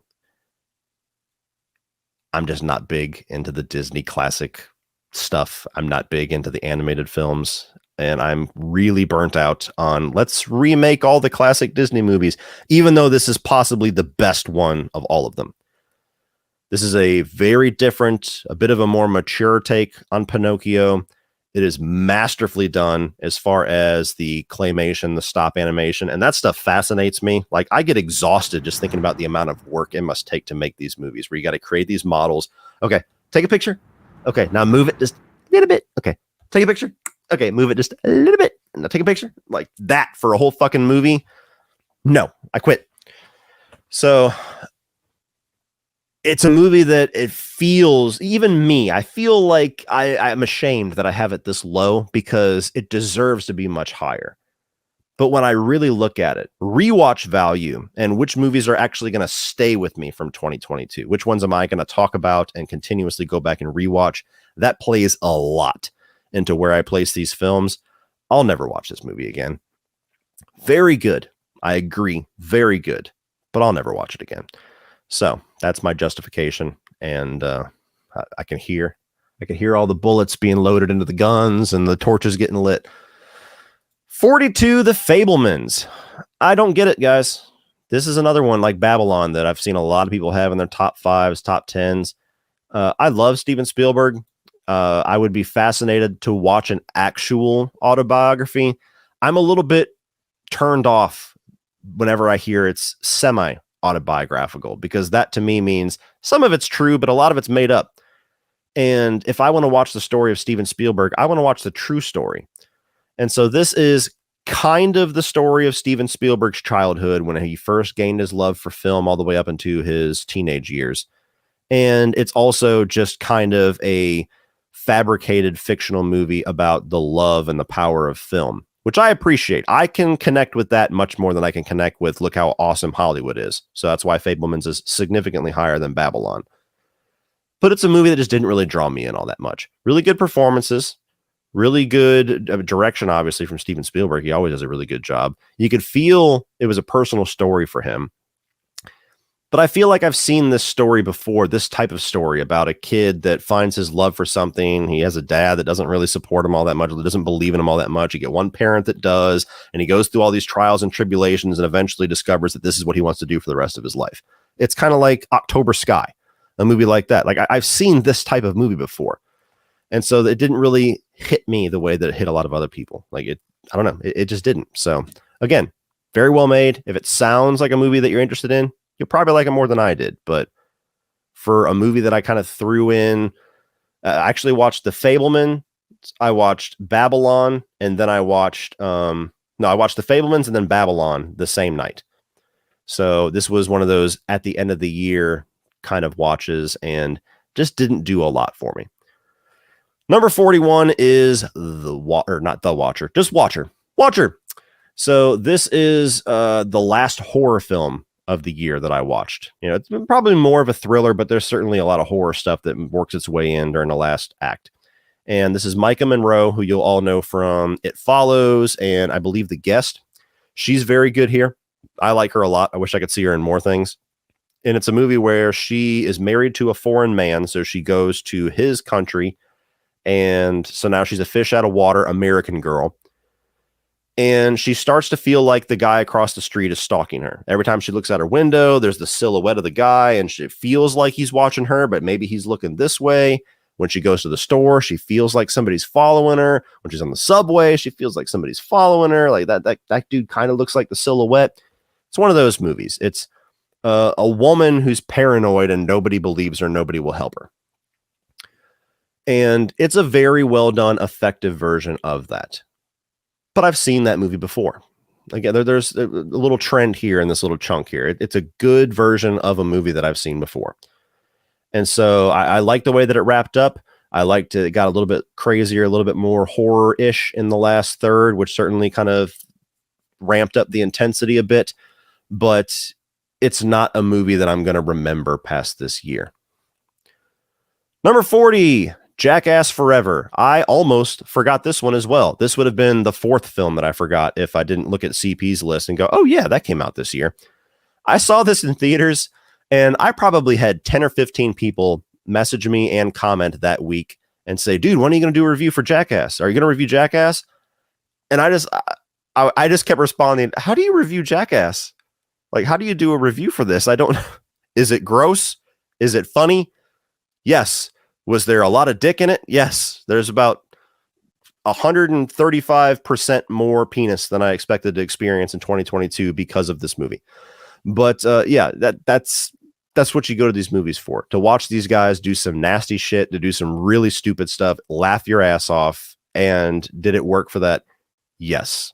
But these are not movies I ever rewatch. You know, I'm never in the mood like, let's throw on Jackass. I feel like watching a nutsack get nailed. 39, Lightyear. I believe this is my top animated film of the year. Yes, it is. And it's one that I'm just okay on. So not a good year for animated movies for me, at least the ones that I saw. This is the weird thing about Lightyear. I adore Toy Story. Like, the first Toy Story is my favorite of the Pixar films. If I was to put a top 5 animated films of all time, the first Toy Story might be my number 1. And I adore the second Toy Story. I adore the third Toy Story. Not as high on the fourth one, admittedly. It leaves a bit of a sour taste in my mouth. I would have preferred to end it at 3. I'm one of those people. But I love these characters. And so when I first heard this movie's concept, we're going to do the Buzz Lightyear movie that made him the hottest selling toy of all time, that Andy could not stand not having a Buzz Lightyear toy. And I went, cool, that sounds interesting. That's an interesting way to do more Toy Story stuff without continuously going back to the well and fucking up endings like Toy Story 3. I'll stop. And then they announced that Chris Evans is going to be the voice. And look, I love Chris Evans. And he does a good job. But Tim Allen is Buzz Lightyear. Why? And I know their logic. They're like, well, it's because it was the actor. That's you excusing it. That's not a logic issue that was actually a problem you had to solve. So I highly underestimated how much the voice of Tim Allen was going to leave a giant hole in this movie. And I think for a lot of people it did that. Beyond that, once you get over that, and Chris Evans does a very good job, so it's easy to get over it. It's just not that exciting of a movie. Like, it's good. It looks good. It's got some good beats to it. It's fun to watch. There's, the little cat robot that's a fun character. But when you think the Buzz Lightyear movie, this is the one that made him the hottest selling toy ever. That is not a movie that would create the hottest selling toy ever. It's just not. So yeah, so some weirdness with Lightyear. I thought it was fine. There was a lot of bullshit controversy when it came out about, oh my God, there's a gay couple for 3 seconds. Fuck off. Like, that was the big conversation about this movie. And it was just eye rolling as hell when you actually watch the film. You get all those people like, they're trying to groom my children. Really? If you fucking go down and get popcorn for 1 second, you miss it. How am I ranting on Lightyear more than I've ranted in the entire fucking video? Moving on. 38. Samaritan. This is one of the more disappointing films of the year, and yet it's one that I could see myself rewatching quite a bit. So it's a little higher on this list than it would be for some people. I was really excited for this film, really highly anticipating this movie all throughout all the delays, because all I knew about it was Stallone, grounded superhero movie. And I went, fuck yes, give it to me now. Put it in front of my face immediately. And when I finally saw it, nowhere near as cool or as interesting or as memorable as that initial setup made me think it would be. And it's all because they do something really unique and different with the character, that they decide to make a third act plot reveal rather than something that they tell you up front and spend the rest of the movie exploring. And giving you that information up front and exploring that would have made for a significantly more interesting movie, and a movie that is very different than the rest of a very oversaturated market of superhero films. And it's one of the most obvious twists I've seen in a very long time. Like, me and my buddy Sean, I keep going back to Sean. Sean, you're going to get credit for this video somewhere. I'm going to have to pay you off to use the rights of your name. Me and my buddy Sean were watching this at the exact same time. Like, I got the screener, he got the screener, and we were texting like, I'm about to start it. You too. Okay, cool. And I'm not exaggerating when I say within the first 3 minutes of the movie, I saw the twist coming. There was literally a word or a sentence or something that was up there, and I went, wait a minute. It just kind of set off this light bulb. And I went, wait a minute. Oh, like, oh, please tell me I didn't just fuck that up the whole, oh, damn it. Why do I got to be smart? And I'll be damned if you get to the third act. And it was obvious by the second act. I'm like, okay, that's the only card they have left to play. But whenever they revealed it, I'm like, yep, duh. And I texted him after the movie was over because I didn't want to fuck it up for him in case he didn't pick up on the twist. Credits rolled. How long did it take you to figure out that twist? Bing! 3 minutes. Okay. So it wasn't just me. So yeah, Samaritan. I love me some Stallone. It's worth checking out, but it's a damn shame they decided to tell the story in the way that they did. Number 37. Is this a movie? Is it cheating to be on this list? Maybe. I don't know, but fuck it. Werewolf by Night. This is a movie that I saw, or a special presentation, whatever you want to call it, that I saw at Fantastic Fest. And this was actually a secret screening. So, story time. If you didn't see my review of this when it came out, Fantastic Fest is a film festival to where, you know, it's a week long and they have 2 secret screenings, one on the 4th day and one on like the 7th day or something like that. And so by secret screening, I mean, you book your ticket to walk into the theater, sit your ass down, and have no idea what the hell you're about to watch until the movie starts. And so this was the first secret screening of the festival, of my first film festival, period. And so Sean, having had experienced this festival before, was really telling me a lot, like, oh, the secret screening, sometimes they're kind of lame because it's something you didn't really care to see. Sometimes it's something awesome. Like one year they were like, I think it's going to be Joker was like the big one. Like it could be a huge movie or it could be some silly ass little documentary. You don't know. Kind of the fun of it. And so I'm hyped up. I'm like, oh, what could it be? And this was before Halloween Ends came out. So I'm like, what if Halloween Ends? What if Halloween Ends is the special screening? Like I could see it weeks before everybody else. I could get my review out before everybody else. Holy shit, the possibilities. And the way that you do the festival is you have this app on your phone and you can look ahead at the entire festival slate of films. Every single day, there's a certain number of movies, a certain number of screenings per film, but the tickets don't open up for tomorrow's movies until 9 a.m. the day before. And so me and Sean, every single morning at 9 a.m. would wake up, choose our tickets. You have to race because everybody's booking tickets for the high profile movies to try to get into the best ones. And the day that the tickets release for the secret screening, I sleep through my alarm because we had been up to like 3 a.m. every night of the festival for 3 nights in a row. So I was just fucking beat. So this thing's going up. And so at like 9:20, I'm like, oh shit. And I grab my phone, I run downstairs. And I guess Sean thought maybe I was just up there doing it by myself. I don't know. But I came down. I'm like, fuck, which ones did you do? Which screenings? And I go in and the secret screening was sold out. And I'm like, fuck. I'm not because I'm at Sean's house. But in my head, I'm breaking shit. And I'm like, I was sick to my stomach for the rest of the day because all I'm thinking, all the excitement that I had is now fear. Like, oh my God, what if I'm the dumbass that overslept and I'm the only fucking dude that doesn't get to see Halloween Ends or whatever it ends up being, something awesome. Like I just know that's the way my luck is going to go. It's going to be something awesome that I'm not going to get to see because I fucked myself. And I was just paralyzed with nausea the rest of the day. I couldn't even hardly enjoy that day of the festival.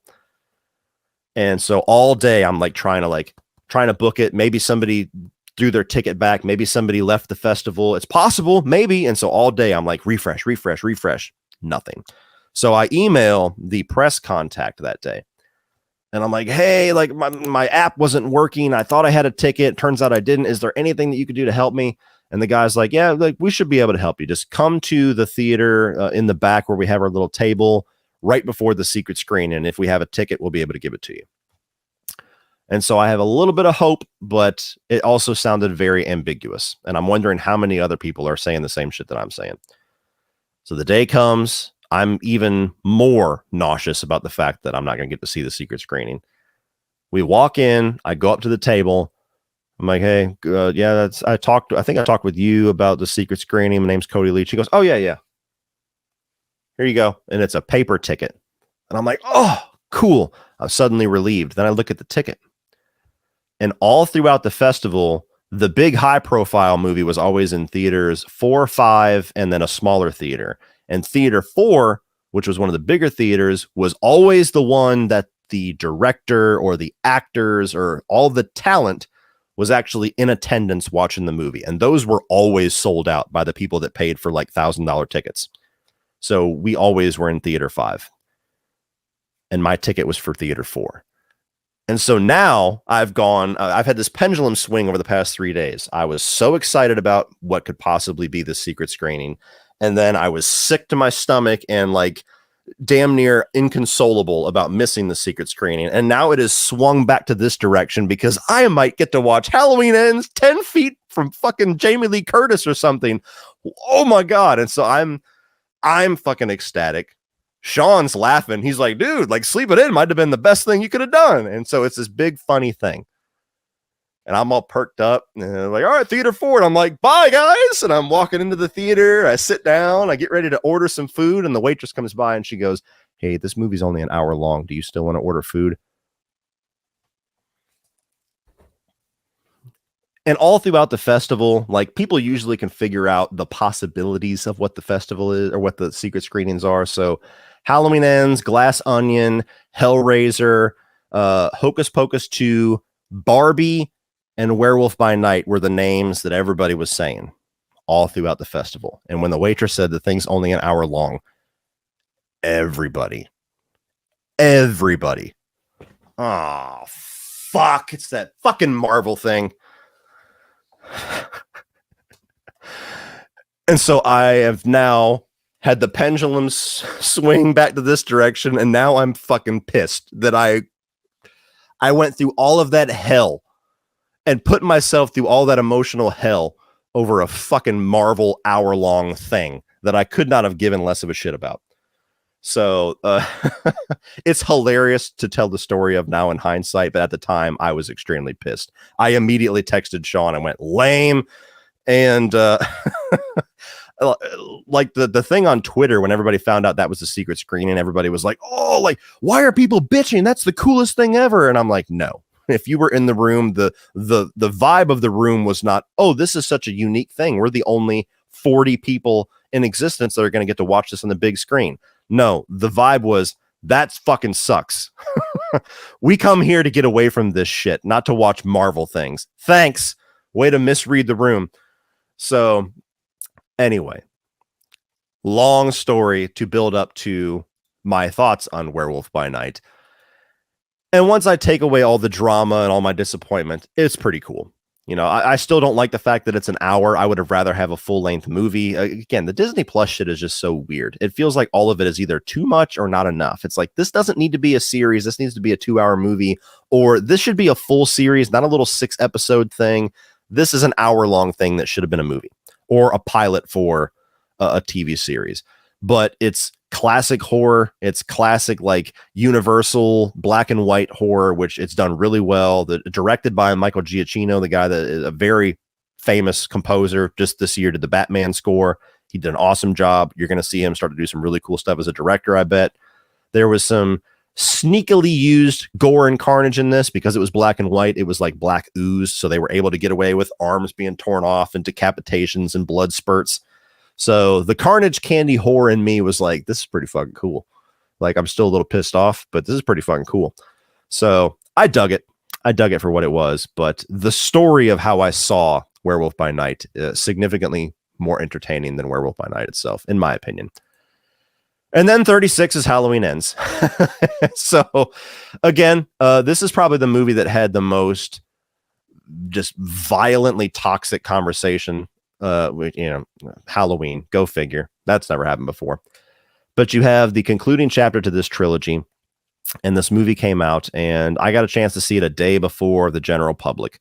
So for those that don't know, my wife used to be a manager at our local theater for a while. I may have gently suggested that she apply for that job for my own selfish reasons, but nonetheless, she worked there for a couple of years.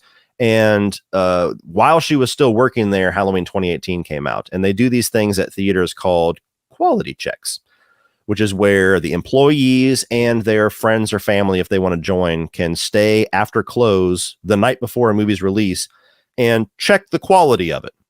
In other words, watch the fucking thing early for free. And so I saw Halloween 2018 that way. I saw Halloween Kills that way. And I brung it all home and watched Halloween Ends that way. So I saw it a night before everybody else. And I'm in the theater. And during certain sequences, if I would have been by myself, it would have been like fucking De Niro in Cape Fear. I'd have been like, fucking, he just beat Michael Myers' ass. They're going to be so fucking mad.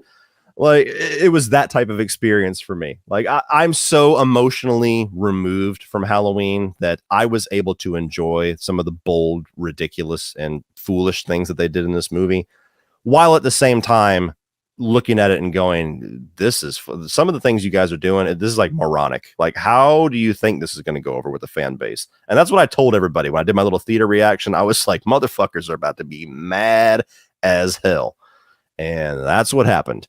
You have one side of the fan base that loved how bold and unique and different that this is, and said you're not a true Halloween fan if you don't appreciate the themes of evil and all that. You must just be a Michael Myers fan. And then you had this side of the fan base that's like, this is the worst shit that this franchise has ever given me. This is worse than Resurrection. No true fans could ever like this. It's all the same bullshit, all the same condescending, fucking narcissistic things that you hear from people that don't appreciate the fact that all of us are different and all of us see films differently. All of us experience films differently. Yeah, those two loud groups. And I'm sitting comfortably in the middle with a movie that I liked. I liked it more than Kills. I don't like it as much as 2018. As a movie that is taking a lot of inspiration from Christine, a movie that I adore.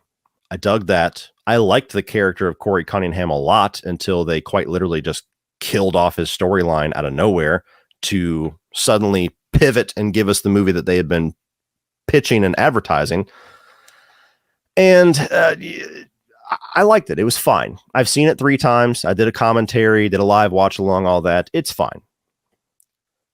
But I totally understand why it pissed a lot of people off and why I'll never understand why they decided to go this direction. It just seemed extremely foolish. It's like, guys, all you had to do was land the plane.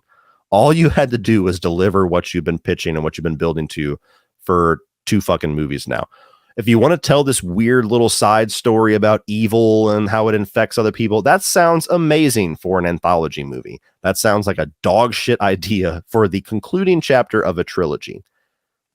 And it got the reception that it got. So it's okay. I like it enough. I appreciate it more than most. And I totally understand why it pissed a lot of people off. It's just okay to me. Now we're at 35. Oh, man, damn. Here's another one. I got to brace for the slap. Everything, Everywhere, All at Once. One of the most discussed movies, one of the most celebrated movies of the year. Look, this is a movie that was not on my radar. I saw it a couple of weeks after it was released, only because I saw all the praise, all the buzz. I was like, dude, I got to check this fucking thing out. What is this? I walked into it blind, didn't know anything about it, which might have hurt the experience on this one, actually, because I wasn't expecting the level of what the fuck that I got. I should have primed myself a little better. Would not surprise me if this movie walks away with a lot of Oscars. Michelle Yeoh, or Yo, however you say her name, I'm sorry, but Michelle Yeoh, awesome.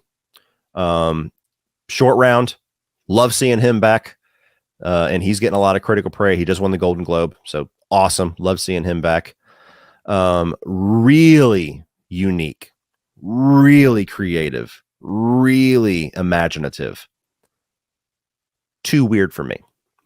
Too much for me. It was visually exhausting. So it's a movie that I totally respect. I totally appreciate. I totally understand why so many people are in love with it. But it's a movie I'll never watch again. It was too much. It was just went too far for me as far as just the weirdness. I mean, you got hot dog finger world, you got butt plugs, you got the rocks with the little thought bubbles, and it was just exhausting to experience. When I walked into this movie, there was me and 6 other people in the theater. 30 minutes into the film, it was me and 4 other people in the theater. An hour into the film, it was me and one other guy. A lot of people tapped out on this one. Like, as soon as it said chapter 2, the first 2 people went out. They were like, oh, fuck, it's just getting started. I can't do it. So, yeah, it's just one of those movies for me. Totally respect it, but not really my thing. 34, Adam Project. This is a really enjoyable family movie that I had a good time with. As far as like I believe this was straight to Netflix or straight to streaming service. I don't think it went to theaters. As far as the straight to streaming service movies, this was probably my one of my favorites of the year, and one that I will probably watch again.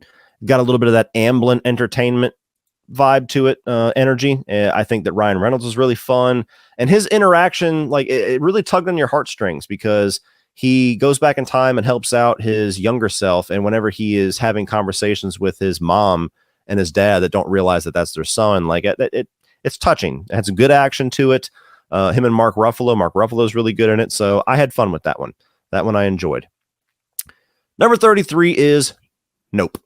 And this is a movie that I feel is going to be one of the most fluctuating on this list. Like, I feel like if I rewatch it, it's either going to go 10 or so spots down or maybe 10 or so spots up. It's complicated. So, like, I love Get Out. I think Get Out is a damn good movie. When I rewatched that to do my Jordan Peele ranking, I was like, this is fucking good. Like, I understand why the guy got a lot of praise for this. It was still too much. Like, it was still an extreme level of praise. So people are like, he's the next John Carpenter. Motherfucker. One movie. But not a fan of Us. And my rewatch on that did nothing but make that movie go down in my reception. Whereas Get Out, I feel like perfectly crafted this surface level story that wove in commentary and some metaphors and some symbolism, and it all worked together with some really nice synergy. Us gets to a point where you start to get answers, and the metaphors and the symbolism and all the clever shit he's trying to do just soars way above the actual story that he's telling, and it creates gigantic logic issues that I personally cannot get over. The movie gets dumber for me every time that I watch it and makes less sense. Nope is halfway between both of those. Nope is not nearly as egregious as Us, but it's also not nearly as well crafted as Get Out, in my opinion. I love alien invasion movies. Like Signs is probably my favorite. That one is one of my favorite movies ever. So movies that are going for that, and this is going for kind of a Jaws flavor of that. So it's also kind of homaging like classic Steven Spielberg movies, and it does a good job at all of that. That side of it, I really enjoyed. I really liked. Great central performances, great characters, beautifully shot. The whole thing pretty much is shot during the daytime, and they just swap it to night with night filters. And you would be hard pressed to figure that out because it just looks immaculate. But again, when you start to get to the third act, you start to get some answers. You start to get some explanation for what the thing in the sky is, what its motivation is, how it works, why it does what it does. It starts to turn into metaphors and symbolism and commentary, and it doesn't completely work. So it's a movie that I like, but I'm kind of guarded with Jordan Peele now at this point, to where I'm afraid he's heading the Shyamalan route, to where comes out with a movie, his Sixth Sense, Get Out, gets astronomical amounts of praise. Everybody's saying he's the next somebody. Everybody was saying that Shyamalan was the next Spielberg. And he gets an inflated ego, and then he thinks that every single one of his ideas are awesome, and they're not. So I want Jordan Peele to rein in the symbolism and the metaphors and all that shit a little bit when he makes his next film, because to me, he's good at it. He's not as good as he thinks that he is, because it starts to make his stories go off the rails, at least for me. I don't know. I know I don't speak for everybody, but for me, he needs to rein that shit in a little bit. So Nope, I liked, but didn't completely come together for me. 32, Project Wolf Hunting, is another one from Fantastic Fest that I don't know if it's released this year or not, but this is one of the later films that I watched. This is the one that we watched immediately after Hunt. So we were in the lobby. I still had my headache. I was debating on asking if we could leave, although I felt guilty because I didn't want Sean to miss out on anything because I was being a little bitch. So I decided to tough it out. And luckily I did, because by the first 15 minutes, my headache had gone away. This movie is balls out insane. It's another Korean film, I believe. And all we knew about it, the premise that made us choose that ticket was Korean Con Air on a boat. Sold. So you go and watch this, and the movie's really fucking crazy because that's just like the first act. And then the second act, you start to get all these like government mutated super soldier things that are released into the boat. And then the third act is just absolute bloody carnage. Like, it's a wild fucking movie. It was a perfect festival movie because it's dumb as hell, but it is so insane with the directions that it goes, and it just goes for it, that I had a really good time with it. I enjoyed it significantly more than I did Hunt, even though Hunt is a significantly better made movie. This is just kind of more my thing. So if you're into Korean cinema and it is released, check it out. If not, keep it on your radar. It was just fucking wild. Hey, welcome back to present time. All right, so now let's kick it off from here before the video got destroyed.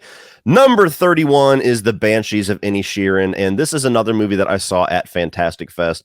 And I am a big fan of this director, Martin McDonagh. He's a different director. He's very unique, but of the films of his that I have seen, I enjoy them quite a bit. In Bruges, probably I love In Bruges. I had a really good time with Seven Psychopaths. My favorite is probably Three Billboards Across Ebbing, Missouri. I just really liked what that movie did. And so when we walked into this movie, that was really all the information that I had, was that it was a Martin McDonagh film. And it's one of his quieter movies. It's very different and slower and a little bit more, a little bit quieter. That's the word that I would use, a quieter movie. It's essentially the story of these two guys, one played by Colin Farrell, one played by Brendan Gleeson, where they're really good friends. And one day, out of the blue, Brendan Gleeson decides that he doesn't want to be friends with Colin Farrell anymore. And so the whole movie is this like Cold War between these two men that start off as just conversations and then escalate into some really strangely dark places. Colin Farrell not taking him seriously, and then eventually just starting to do whatever he can to try to win his friend back. And Brendan Gleeson getting progressively more psychotic about how adamant he is about not wanting to be friends with this guy anymore. And so it's definitely interesting. It's weird. It's a little wild. It's beautifully shot, like the Ireland backdrop, gorgeous, and really good performances from everybody. So it's one of those movies that's going to get some awards attention. It's just not really a movie that I ever find myself wanting to revisit. It's not really my type of story. It doesn't have quite the flash or the pizzazz or the standout elements that the rest of Martin McDonagh films that I've seen have. So totally respected the movie, totally enjoyed it, but not one I can see myself rewatching again or recommending to a whole lot of people outside of cinephiles and McDonagh fans. Moving on to number 30, we have Smile, one of the bigger surprises of the year. And this is a film that I saw the trailer and immediately wrote it off as, that's going to be the generic horror film of the year. It's going to be like, Truth or Dare Part 2, the whole Smile gimmick. Yeah, we've seen it before, guys. And shame on me, because they had a lot more in store for us, a lot more credit to be given than I would have assumed. I saw this at Fantastic Fest at the world premiere, which, again, cool context to see this movie. But the context can only get you so far. So you watch this, and aside from the Smile gimmick actually being used in a really effective way in this, much better than Truth or Dare or anything else that's used it, it's subtly creepy. It's got a lot more going on as far as, commentating on mental health and showing the horrors of poor mental health. Some really solid jump scares, and they're good jump scares. They're not like the false bullshit that all of us hate.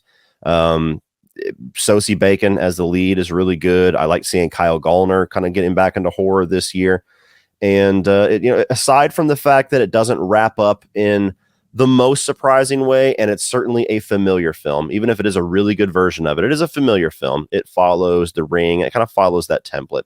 I really enjoyed this one and was impressed as well by some of the creature design that you get in the third act, which is mostly, if not all, practical, believe it or not. So I dug this one. It was a big surprise. Talking about big surprises, number 29, A Christmas Story Christmas. This movie had no right to be as good as it was. Absolutely no right. I'm not a massive fan of the first Christmas Story. Like, I watch it every year along with everybody else in the world, but it's more of an obligatory watch. It's like, oh yeah, 'tis the season. Let's throw this bitch on. But I've never found it to be that great of a movie, honestly. So I'm not the target audience for a 30, 40 years later legacy sequel. I saw the trailer for this, thought the trailer looked terrible. I was like, oh my God, this, of course it's going straight to streaming. This is going to be a train wreck.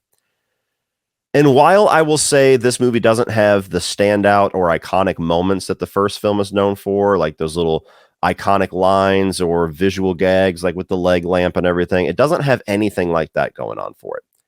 But what it does have going on for it is that it tells a really touching, heartfelt story about legacy and generations and the bond between a father and son. And for those of you that don't know this fact about me, father-son stuff chokes me up quicker than anything else. That is like the express lane to my emotions. Me and my dad always been very close. He was a single parent. We were all each other had for the longest time. So any movie that taps into that father-son stuff, it will choke me up and put, my eyes will start watering up like that. It's the easiest thing to get me. And my God, if A Christmas Story Christmas was not the movie that choked me up and got me emotional more than any other film in 2022. And who the hell would have ever expected that? As soon as you start to get into the story of this and it's about Ralphie, in lieu of the death of his father, now has to take over the role of the patriarch, the one that has to put on the Christmas and make sure everybody has the best holiday. Stuff like that was really getting to me when you get towards the end of the film and the situations happen where they don't have any presents, and then all of a sudden the presents show up and you find out why the presents are there. Almost killed me. And what this film did to close it all and bring it home is that it ends in a way that totally reforms and reframes the events of the first film in a way that I actually think makes the first film better. And how many legacy sequels can you say actually make the first film better? So yeah, this movie just surprised the living hell out of me, and it's one where I now enjoy the original film more. And every single holiday season, when I watch that original film, I'm immediately going to follow it up with this one because I wish it had some of those iconic moments that the first one did, so I could consider it more of a new Christmas classic. But as a companion piece to a proven Christmas classic, it did a hell of a job. Coming in at 28 is a movie that I kind of forgot came out this year, to be honest with you, and that is Uncharted. Now, this is one of those movies like Don't Worry, Darling, where I think the reception and all of the early negative buzz about it primed me enough to where I was able to enjoy this movie more than most. As an Uncharted fanatic, I love that franchise, one of my favorite franchises of all time. Uncharted 2 and Uncharted 4 especially, probably both of those are in my top 10 games of all time. As somebody that loves that franchise, as an Uncharted adaptation, this movie fails on multiple levels in multiple different ways. And I've been on the hate train for it ever since they announced the direction they were going to take. Go back into the depths of my channel from like 5 years ago, and you'll find this rant video where they announced that they're going to be doing a younger Nathan Drake and Tom Holland as cast. And I just lost my shit. I was like, this is fucking stupid. Why would you do this? This makes no sense. Nobody wants this. And while I absolutely love Tom Holland, he's one of those newer actors that I can't help but love and root for and wish him all the success in the world. He's awesome. I love the dude. And he does a lot better in the role of Nathan Drake than I would have thought. I still hate the fact that they reframed this entire story just to be able to fit Tom Holland in there. Younger Nathan Drake, not the direction I would have went. Not the direction that I think any Uncharted fan would have wanted. Then you have Mark Wahlberg, again, a guy I love. Horrible casting for Sully. He's basically just playing Mark Wahlberg. There is not a single fucking piece of his performance that leans anything into Sully whatsoever. And even when they try to put the mustache on as like a sight gag at the end, it's embarrassing. It's like, dude, what the fuck were you guys thinking doing this? The fact that they're like mixing all the games. All 4 of the games have elements in this movie. You got a little bit of Drake's Fortune. You got characters from the second game. You got the major action sequence from the third game. You've got the sequence from the fourth game with the appraisal, or excuse me, with the auction. You have characters mentioned that don't get brought in until the fourth game that are being let in here. And it's like, guys, do you not want this to be a success and carry on with more movies? Because you're taking all of your best material for the future. What the fuck are you doing? So that didn't make any sense to me. With all of that said, with all of the multitudes of things that annoy the fuck out of me as an Uncharted fan, as a Tom Holland and Mark Wahlberg action adventure treasure swashbuckling movie, I had fun with it. And it's a movie where if I'm able to turn my brain off and just switch that Uncharted fandom off for 90 minutes, I can have a good time rewatching this movie, and I probably will rewatch it a good bit, which is one of the major elements, as I've already stated, I believe, of why I do my rankings the way that I do. Rewatchability is a huge chunk of that pie. So while I understand a lot of people hated this for all the things that it did to the Uncharted franchise and the lore and the characters and all the elements that should make a good Uncharted movie, and of all the video games that are literally a movie just gift package ready for somebody to directly adapt it, Uncharted Drake's Fortune is that movie. It's like, how do you fuck that up? Just do exactly what the game did. It's right there. It is right there. Just use those cliff notes that are right fucking there. I enjoyed it. And I'm looking forward to the new era. Now that I've actually released my review for this, I can say this. I'm looking forward to the new era that The Last of Us is going to shepherd in with its HBO adaptation, because they did it right, and everybody else better learn the right fucking lessons and start doing right by these properties, because they deserve better. All right, moving on to number 27, one of the less talked about movies of the year, and that is Vengeance. And this is a film that is written and directed by BJ Novak, and he's also in the lead role right there. And this is one that wasn't on my radar. I saw the trailer because my wife was interested in it, and she kind of directed my attention to it. We watched it. I'm like, oh, okay, yeah, that looks interesting. Maybe we'll go see that on a date night if we can get somebody to watch the kids. We didn't get somebody to watch the kids. So I ended up watching it after it went to streaming. And it's a really good, solid little dark comedy thriller movie. I mean, you've got BJ Novak that is like a podcaster, and essentially what happens to set up the film is that this girl dies. He gets a call from this girl's family in the middle of the night that's like, hey, I'm sorry to tell you that so-and-so passed away. And they think that he's her boyfriend, like they're in love. And so he just lost the love of his life. And it's just a chick that he went out with like once. And so out of guilt and being uncomfortable, he goes to give the eulogy and goes to, do the funeral, and all the family's like, oh my God, your family. And then he quickly finds out that the family thinks that she died under suspicious circumstances. And so he has this idea to start investigating the situation surrounding this girl's death and make this podcast series out of it. And so it's a really good movie about commentating on podcasts and true crime podcasts and how the public responds to stuff like that. There's also a lot of in-jokes in regards to Texans, because it takes place in Texas. And I wish I was more on the inside of those jokes, because I could tell it was well written. I could tell that the humor was sharp, but there's just a lot of jokes that, because I don't live in Texas, I didn't get. Like, there's some Whataburger stuff that I understood, but beyond that, there was a lot that I got, went over my head.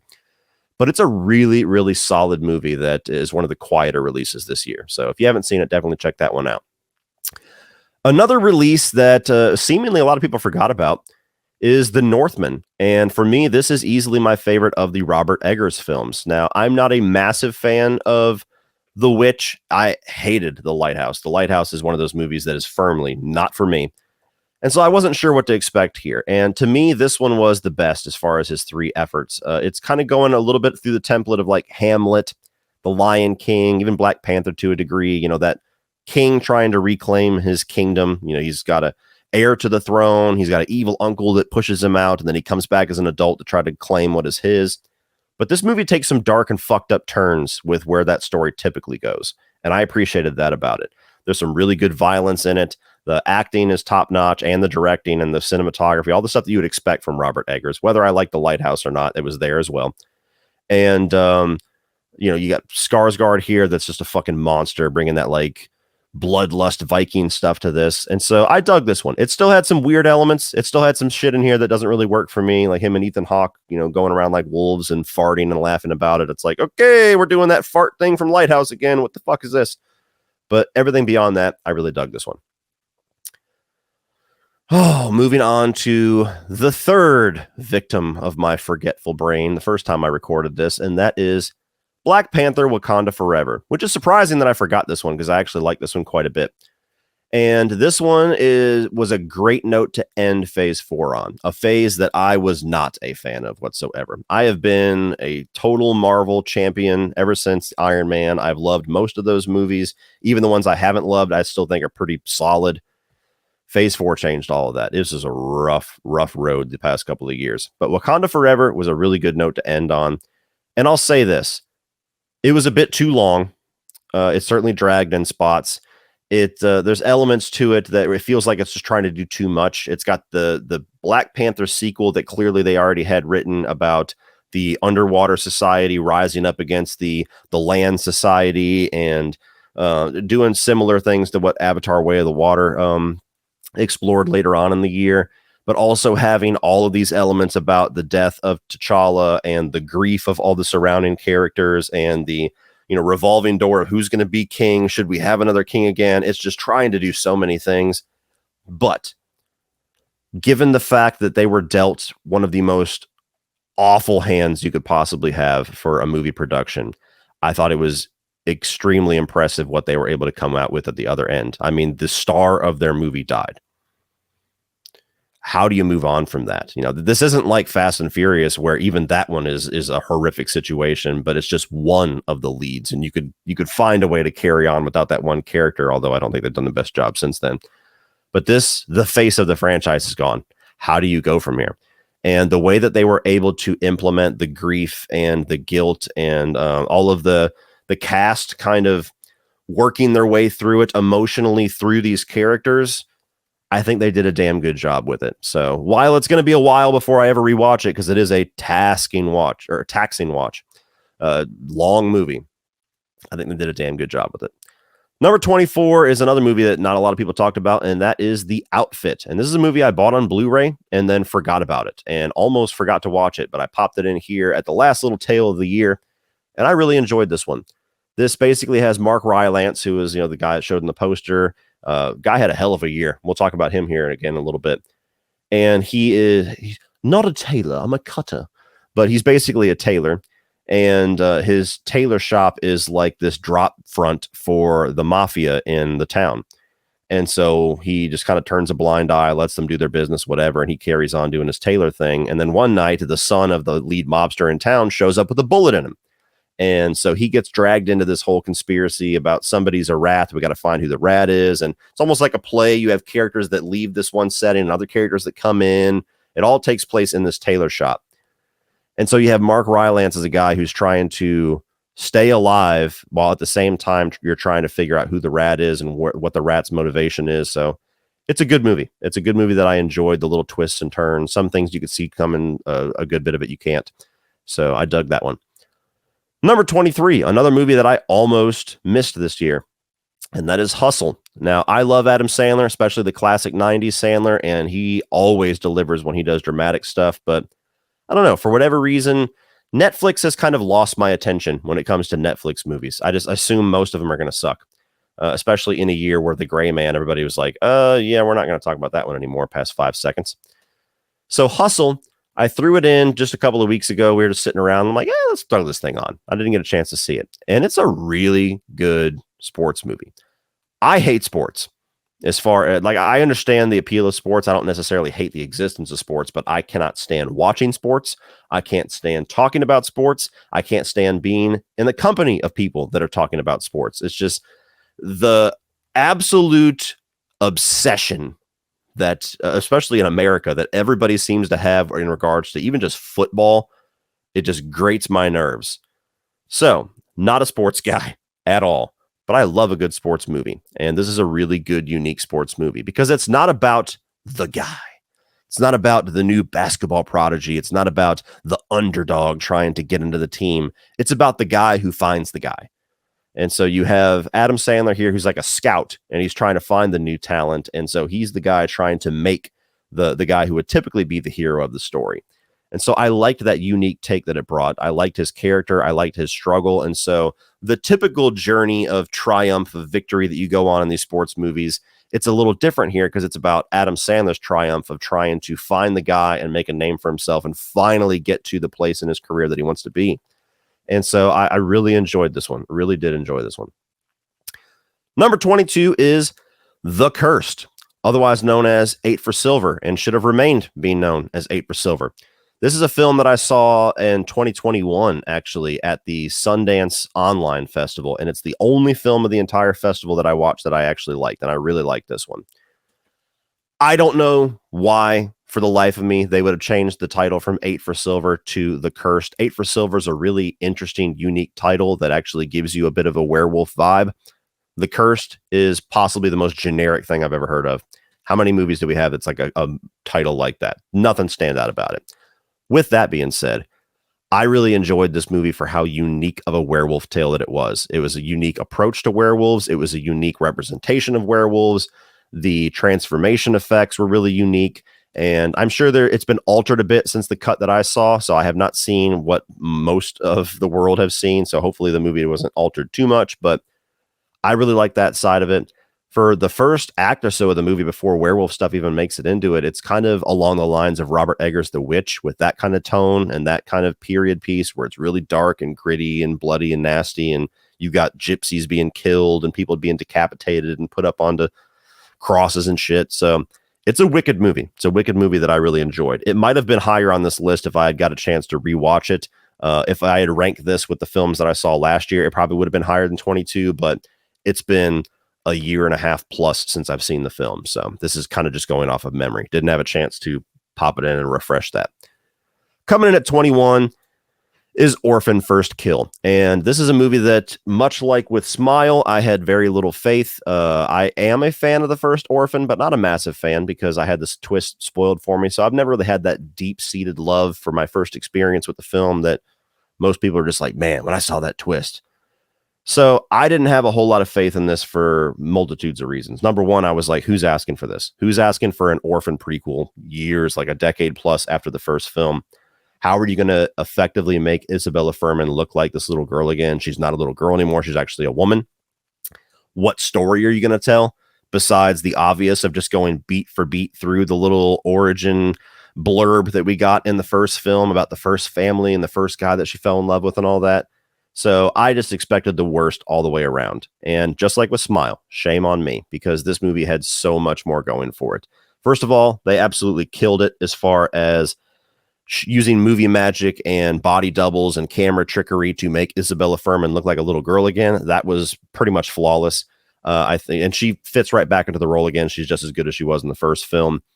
But story-wise, this thing starts off and really makes you think it's going the cliche direction. It makes you think it's going in this predictable path. And then it takes this hard left turn out of nowhere that shocked the hell out of me. Might be the best twist of the year. And so I had the experience with this film that I assume everybody else had with the first film, where they reveal this thing and I was just like, oh, that's fucking wicked. This is going to be sick. I love it. And so I really enjoyed that. And the dark places that it takes these characters, I was just like, dude, this is not what I was expecting. And that is so awesome. Most of the way through this movie, I was toying with whether or not I liked this more than the first film. I don't think it ends as strong as the rest of the film. It's not like it ends in a bad spot, but it just kind of, it petered out a little bit for me in the last 5 to 10 minutes. And the first film has a really solid, intense ending. So I do still prefer the first film, but this one's damn close. I was pretty impressed. Number 20 is Hellraiser. And this is the second secret screening that we had at Fantastic Fest. And I had a much better experience with this secret screening because it's a movie that I actually would have wanted to see. So yeah, we walked into this one. Our disappointment had already primed us for more disappointment. It was like, okay, what are we going to see now? Is it another Marvel thing? And then the host pulls out the little box. She's like, I got something. Oh, we got the new Hellraiser, bitches. And so That was exciting. It was one of the last films I saw at the festival. And I really enjoyed this one. I'm not really a Hellraiser fan. I'm casual at best. The first film, even, I don't think is a classic. It's not one of my favorites. I like it. I still think that one's the best of the franchise by a bit. But I'm not somebody that it would have taken a lot for a Hellraiser movie, a reboot, to impress me. They could have impressed me pretty easily. And what I loved about this is that finally, you have a Hellraiser film that realizes that Pinhead and the Cenobites are the star of the show, and they treat them as the star of the show. They are the center piece of the doom and the impending threat. They're the main villains. They're the main visuals, the main appeal of the movie. And so it was like, fucking finally, like, we come to Hellraiser films for Cenobites and for Pinhead. We don't come for the little seedy detective 90s bullshit story and just want to see a cameo of Pinhead like most of these movies give us. And so I love the fact that finally the lament configuration and the Cenobites is the entire centerpiece and crux of the story in the movie. Some really solid gore, not quite enough, if I be honest. It's a little tame for a Hellraiser film, which is weird. But what you do get here, I do think, is effective. The practical effects in the gore was really good, but even more so, the design of the Cenobites I thought was fucking awesome. All of the performances, especially from Jamie Clayton, were really solid here too. Not a high bar, but definitely the best Pinhead since Doug Bradley. But she does a really good job at making it her own, so I really appreciated what she brought to the role. And yeah, it was a really solid Hellraiser film that didn't quite overtake the first film for me, but it's laid the groundwork for where I think there's a lot of potential for another film in this franchise to easily be the best Hellraiser film for me. Number 19, Avatar: The Way of Water. And this film has been the biggest piece of discussion for the last couple of weeks because it's just making money hand over fist. This is now the 7th highest grossing film of all time, I believe, with only, 3 weeks of box office. It's not a good business to bet against James Cameron. I've been saying it. Like, I hear you. I've been right there every single time that me and the boys have discussed Avatar, and we brought it up. And, Brian's been the one like, oh, shut up. Avatar's the greatest. And everybody else is like, I don't know. Do people really care about Avatar? I don't know. And obviously people do. James Cameron, much like Tom Cruise, are one of those guys that they're making movies for the theatrical experience. And when they release a movie, it's an event and people feel compelled to go and drop the money, take the whole family out and make an event out of this movie release. And so this is one of those things that proves that people are ready to come back to the theaters. They're ready to leave the streaming shit behind and get off their ass and go out for a little while, as long as you deliver something that merits the theater experience. And Avatar: The Way of Water absolutely does. I think visually, this movie was unbelievable. I saw it at the world's tallest IMAX theater here locally, as well as in 3D. And that is absolutely the way to see this. It's pure, unadulterated escapism. It is immaculate world building. It's quite literally like a theme park ride. And so if you go to the movie for that, Avatar: The Way of Water will not disappoint. I still don't think the story or characters is anything to write home about, though. That's the big piece that is missing from these movies for me to truly become a big Avatar fan. When you ask me about any other James Cameron film, whether it's Terminator, Terminator 2, Aliens, True Lies, why do you love these movies, Cody? The first thing I'm going to describe is the story and the characters, and to tell you why I love it. When you ask me, why do you enjoy Avatar and Avatar: The Way of Water, Cody? I'm going to go, because it looks cool as fuck. and that's kind of where it stops. Like, it's a solid story. It's not a bad story. And they're solid characters. They're not bad characters. But they're just not on the level of what I expect from James Cameron. And they don't seemingly get the attention or the focus in the development stage that the 3D and the visual innovations get. And until we get a movie where it feels like we're here to tell a compelling story and the other stuff is just there to reinforce that, you're not going to get an Avatar movie that I'm going to be all that excited about. So I have this pretty high on the list because I think it's an absolute achievement visually. It was definitely a movie I enjoyed watching, although it was another 3-hour movie that really, really, I felt the runtime. It was rough. But it's just not a movie I'm ever really going to be in a hurry to rewatch. It's an experience that I think I've had the best experience I'm going to have with this movie when I watch it in theaters. And when I watch it at home, it's not going to have the magic quite on that level with the visuals, and the story and the characters aren't enough to really mask that and make it okay enough for me to really dive back into Avatar on a regular basis. So that's where I stand on that one. Number 18, one for the money, two for the show. We've got Elvis, and this is one of the best biopics I've ever seen, to be honest with you. It really, really appealed to me. Now, as I've said earlier when I was talking about The Whale, Austin Butler and Brendan Fraser, in my opinion, are neck and neck locks for the Best Actor Oscar, and they're both equally incredible for very different ways, and I would not be upset about either one of them winning. Elvis is one of those people, like Arnold Schwarzenegger, that it is extremely difficult to do a interpret or to do an imitation of that person without sliding into parody or a comedic version. Like, it's hard to do an Arnold Schwarzenegger voice without seeming like you're making fun of his voice. Same thing with Elvis. It's such a distinct voice, a distinct mannerism, a distinct character that it's so fucking difficult to do an Elvis impersonation without it being a funny version. And there's nothing funny about what Austin Butler does here. Like, he totally becomes Elvis. And so that's just an achievement in and of itself. It's masterful. It's to the point where he's so fucking good at being Elvis that when you listen to his voice now in interviews post the movie, it almost seems like he's become Elvis because he just talks just like Elvis now. And it's funny. It's almost like his DNA has been reformed because he got so much into the character. So I loved his performance. Of course, the music is great, although I wish there was more of the older music and a little bit less of the modern versions. I didn't care for the modern music in this. That was my one big kind of nitpick about it. And I really enjoyed seeing this story that I was not very familiar with and seeing it through the eyes of the villain. I thought that was a really cool way to do this. A lot of people did not care for what Tom Hanks brought to this, and I did. I thought he was good, and I thought that that version of telling this story through his eyes was actually really intriguing and a bit of a subversion of what your expectations normally would be. So I really enjoyed this. I could see myself watching this again. And so I guess all that's left to say is, and I can't help falling in love with you. Thank you very much. Moving on. Thank you very much. Moving on. Number 17, we have Doctor Strange in the Multiverse of Madness. And this was one of the Marvel movies that I actually remembered to put on this list.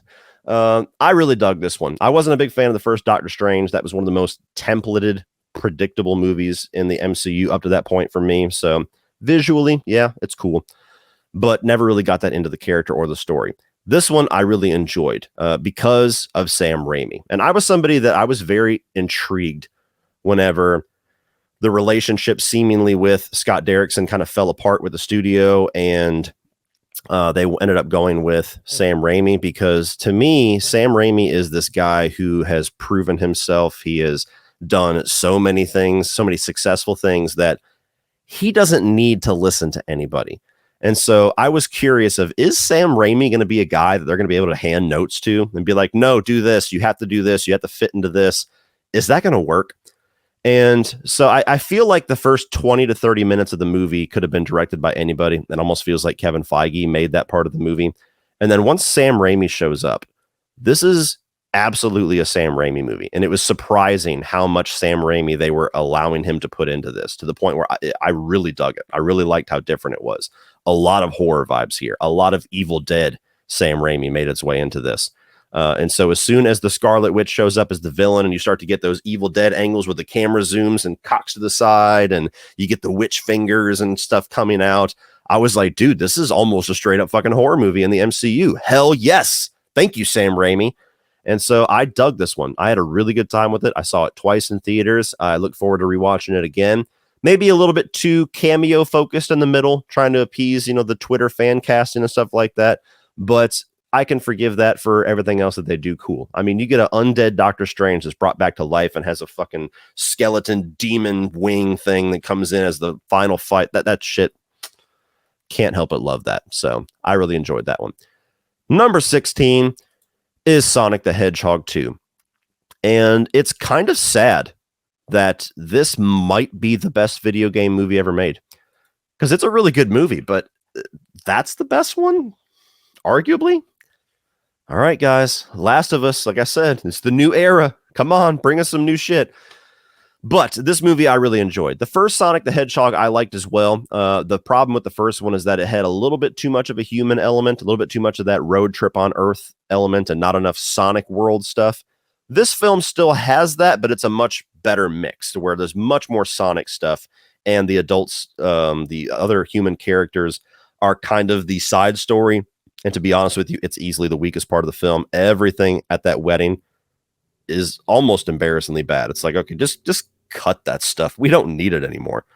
So everything with Sonic and Tails and Knuckles and Jim Carrey absolutely killing it as Dr. Robotnik was so much fun. Me and all three of my kids went to go see this. We had a blast in the theaters. Sonic the Hedgehog 2 was my first video game that I ever played for the original Sega Genesis. So I have a lot of nostalgia. I have a lot of deep-seated love for Sonic, the early stuff.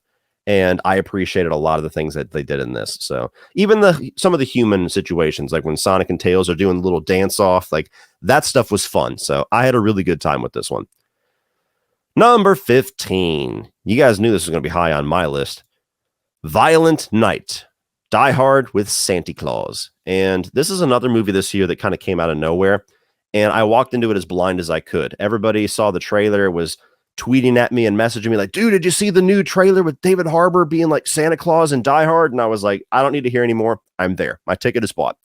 So I walked in, watched this one blind, and I had a really good time with it. For those that don't know, Die Hard is my favorite film of all time. And so a movie basically taking that film as a template and sticking Santa Claus in there and really leaning hard into the Christmas side of it, I had a really good time with it. David Harbour, perfect in this role, absolutely perfect and hilarious and just physically imposing as Santa while very much looking like a Santa, like a Viking Santa. So it completely works. The violence, the blood, the carnage, hell yes. I'm so sick of some things needing to be PG-13 just because when it's just like sometimes we need a good rated R violent adult palate cleanser like this. Some of the kills kind of being formulated around the Santa Claus lore, the Santa Claus powers was a lot of fun. I just had a really good time with this one. So this is one of those rare movies that has now worked its way permanently into my holiday rotation. I'll be watching this every December for the rest of my life. Really enjoyed it. Number 14, an odd one. Scream 5, or just Scream if you're the uncultured folk. This movie, for whatever reason, has a lot of haters. A lot of Scream fans that I've seen comments from really hate this movie. And I don't understand why. Like, admittedly, I'm a casual Scream fan, so maybe I just don't get it. But I've liked all of these movies. I think they've all been pretty solid. Even number 3, which to me is easily the weakest, is still pretty solid. That's still like a 3-star movie to me. So when I saw Scream 5, of course, I, like everybody else, was nervous about the absence of Wes Craven. And Kevin Williamson not being the screenwriter was another worry because I believe the only other movie in the franchise he didn't write was 3, and the weakest of the franchise. But I was impressed with how much these filmmakers were able to carry on and make this feel exactly like a Scream film and deliver, for me, everything that I go to a Scream film for, in the absence of Wes Craven and Kevin Williamson. So I really enjoyed this one. I think that it was one of the better directed movies as far as just the look of it, the camera work and everything.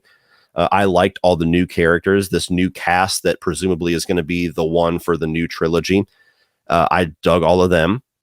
The kills are a little bit more intense here, a little bit more mean. But the only two big things I had against this movie is that the Scream franchise still doesn't have a whole lot of creativity with its kills. It's just stabby. And I called the killer within the first 7 minutes of the movie. There was one line of dialogue between two characters that just kind of set my alarm bells ringing. And I was like, I don't know about that person. I feel like that might be their motivation for killing. And then by the end of the film, I'm like, fuck, I was right. Why do I got to be so goddamn smart?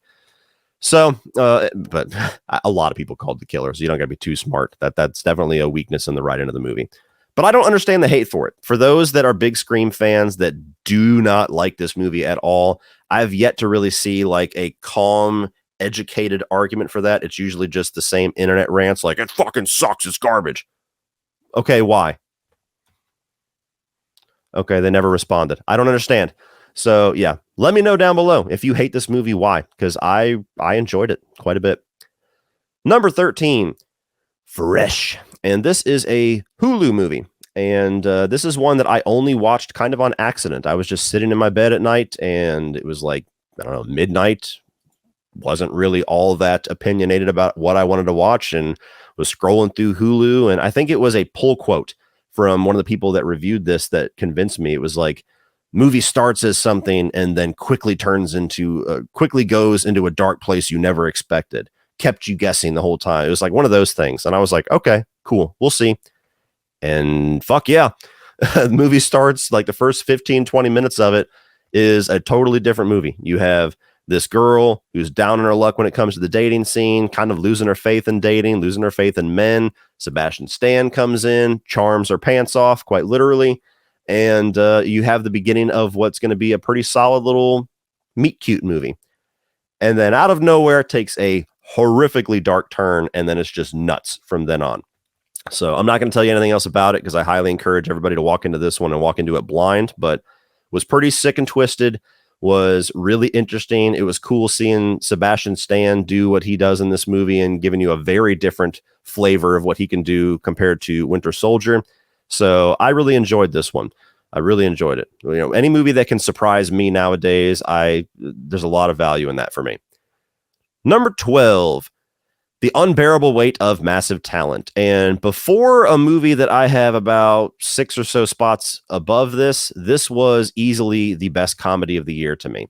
And I'm somebody that wholeheartedly believes that comedy, as far as movies, is dying, if not already dead. You know, we're in that era where society is extremely sensitive and extremely opinionated and offended of every fucking thing. And the first casualty has been comedy from Hollywood. Stand-up comedians, God bless them, do not give a fuck, and they're continuing on and keeping the flag raised for everybody else. God bless Bill Burr and all those people that you cannot cancel, and they do not give a shit because they're the ones keeping comedy alive. But as far as comedy coming out of Hollywood, Hollywood is petrified to offend anybody anymore. And so that has absolutely killed the comedy genre. And I don't care if you don't like hearing this. This is absolutely a fact that you will lose the argument with me if you want to get into it. For those of you that might be one of those ultra sensitive, I get offended by everything people. Comedy is supposed to offend you. Comedy is supposed to be uncomfortable. Comedy is supposed to be a little dark and a little risky and tipping its toe over a line and going into places that we don't normally talk about. That's why it's fucking funny. Are there some jokes that go too far? Are there some things you shouldn't say? Absolutely, there always has been. But jokes, comedy, laughs should make you a little uncomfortable. That's why you laugh, because you're thinking and talking about shit that you normally don't talk about. So I pray that we get over this fucking thing that we're in, where everybody's up in arms about every tiny little thing that gets said. My feelings got hurt. Fuck your feelings. I'm trying to laugh. Shut up. Unbearable Weight of Massive Talent. With that rant out of the way, as a Nicolas Cage fan, I had a lot of fun with it. It's half meta, self-aware exploration of Nicolas Cage as the Nicolas Cage character and all of his movies, his filmography. And then on the other side of it, you have this quirky little spy action comedy with Nicolas Cage working for a government agency, trying to be like a mole, try to take down Pedro Pascal, who also becomes like his best friend. Pedro was awesome in this. Their chemistry was awesome. And so I just had a blast with this. I laughed all the way through the movie. I absolutely loved it. And much like a movie that surprises me nowadays, if a movie can make me laugh nowadays, there's a lot of value in that because I don't get to laugh at movies too much anymore. Number 11 is Bones and All. And this is another one that I saw at Fantastic Fest. And I actually walked into this one blind. I didn't really have any idea what this was. All I knew was that Luca Guadagnino was the director and Timothy Chalamet was the lead in it, or one of the co-leads.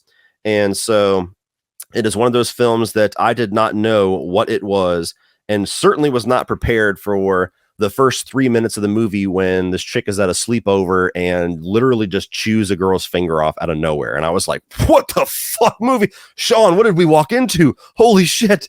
And this is basically a cannibal romance film. And what I liked about it is that where I was kind of bitching about Blood Relatives earlier, to where the two main pieces of the movie felt like they were kind of minimalist, this movie takes the romance side to the extremes, and it takes the horror to the extremes. Like the romance stuff, the chemistry between the two leads, the very bittersweet and somber and tragically beautiful tone that it has. I think it's one of the best romances I've seen in a long time. And I tend to identify more with kind of the realism and the more tragic side of romance, not the over glamorized, romantic comedy side of things. Doesn't really work for me most times.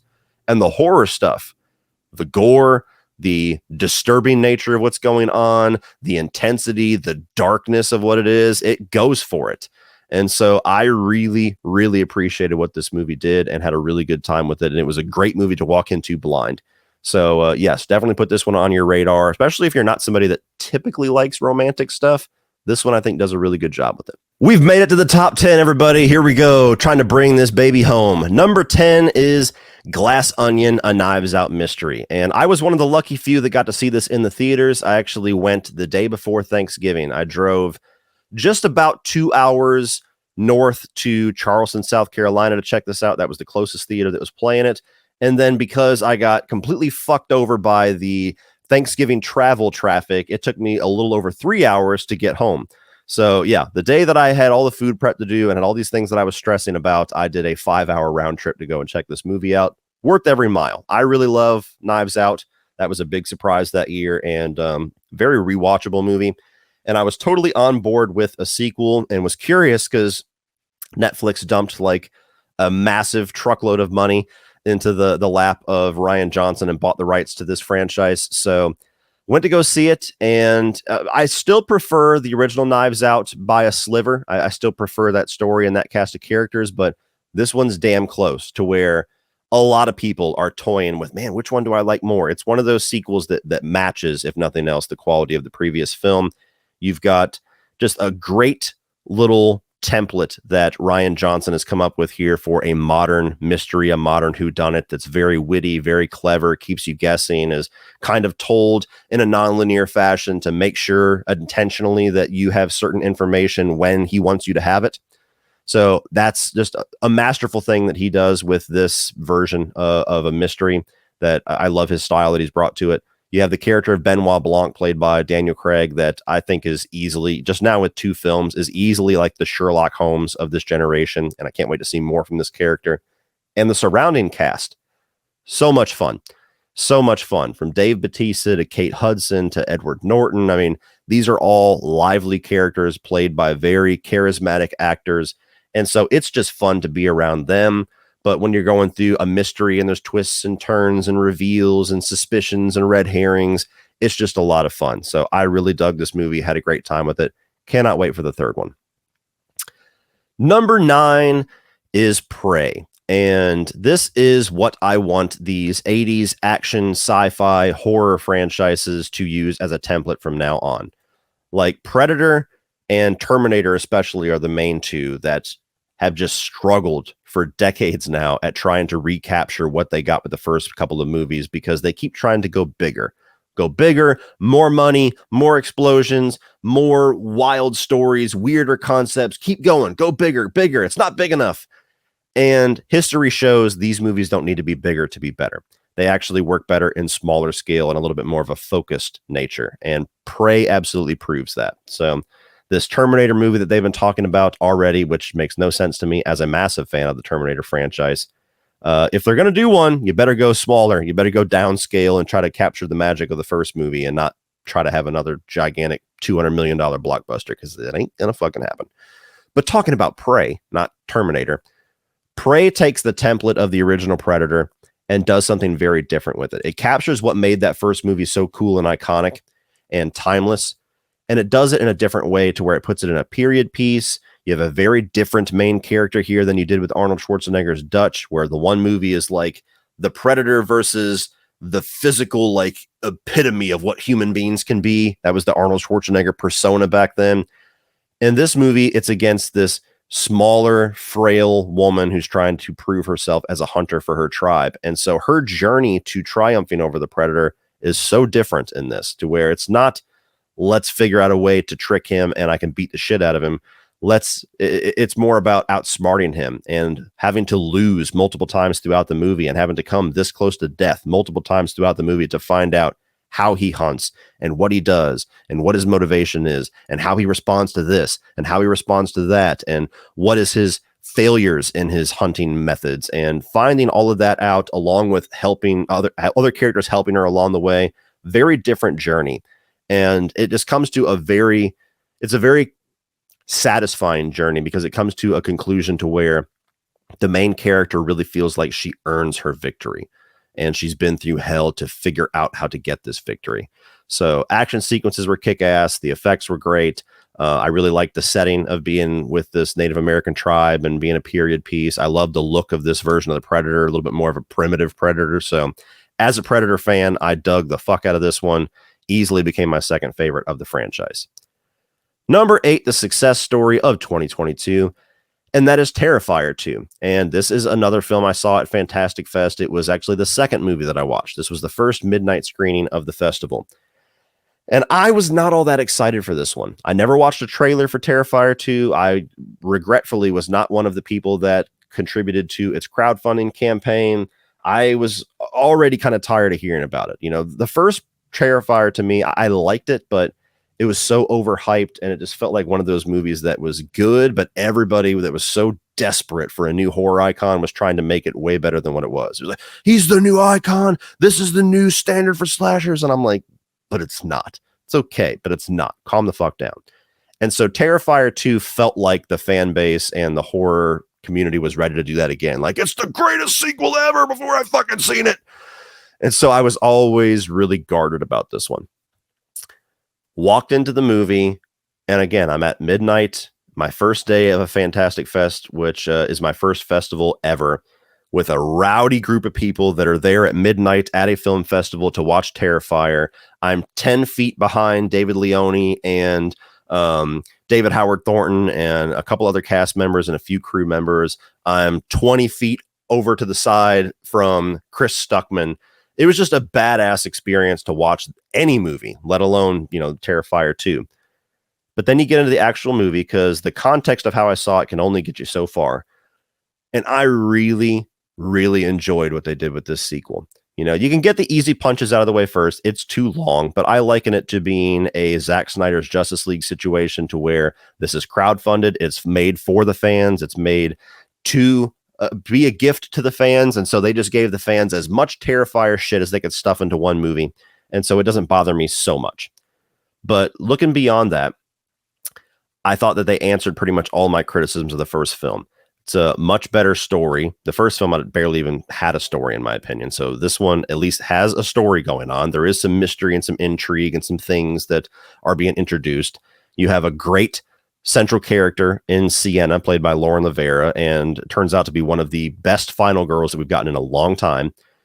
Art the Clown, his little brand of chaos is more entertaining in this one. His sick, twisted humor is funnier. His kills are more extreme. The gore is more plentiful and bloodier in this one.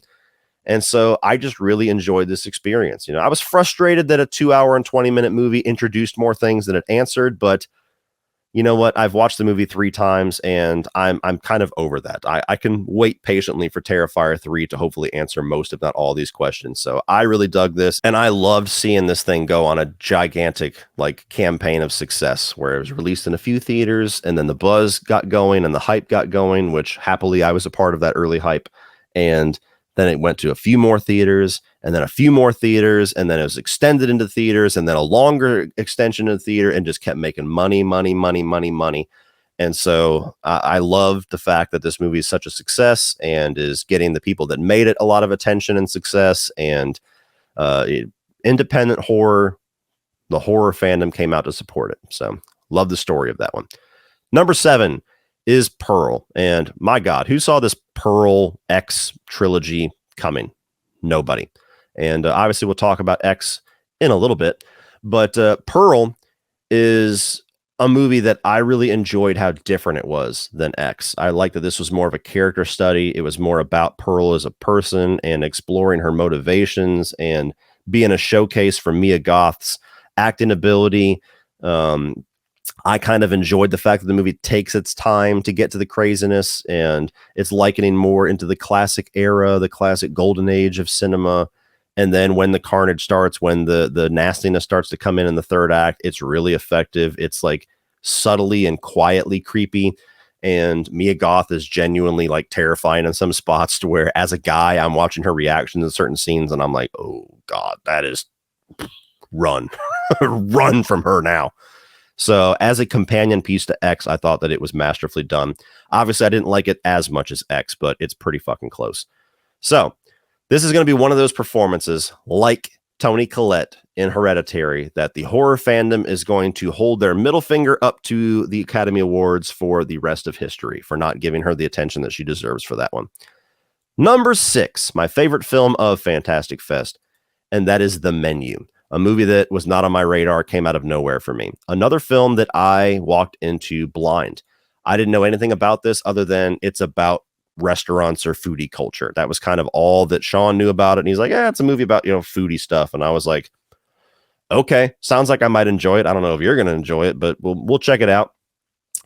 And just like with Bones and All, I didn't expect this movie to go dark. I didn't expect it to go kind of almost lean into some horror elements at some point.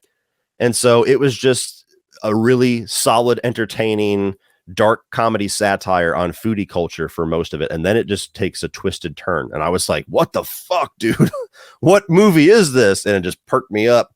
And I was already enjoying it, but it was just like, whoa, what do we walk into? I'm telling you, those are the best experiences you can have when you walk into a movie blind and then you're like, oh shit, didn't see this coming.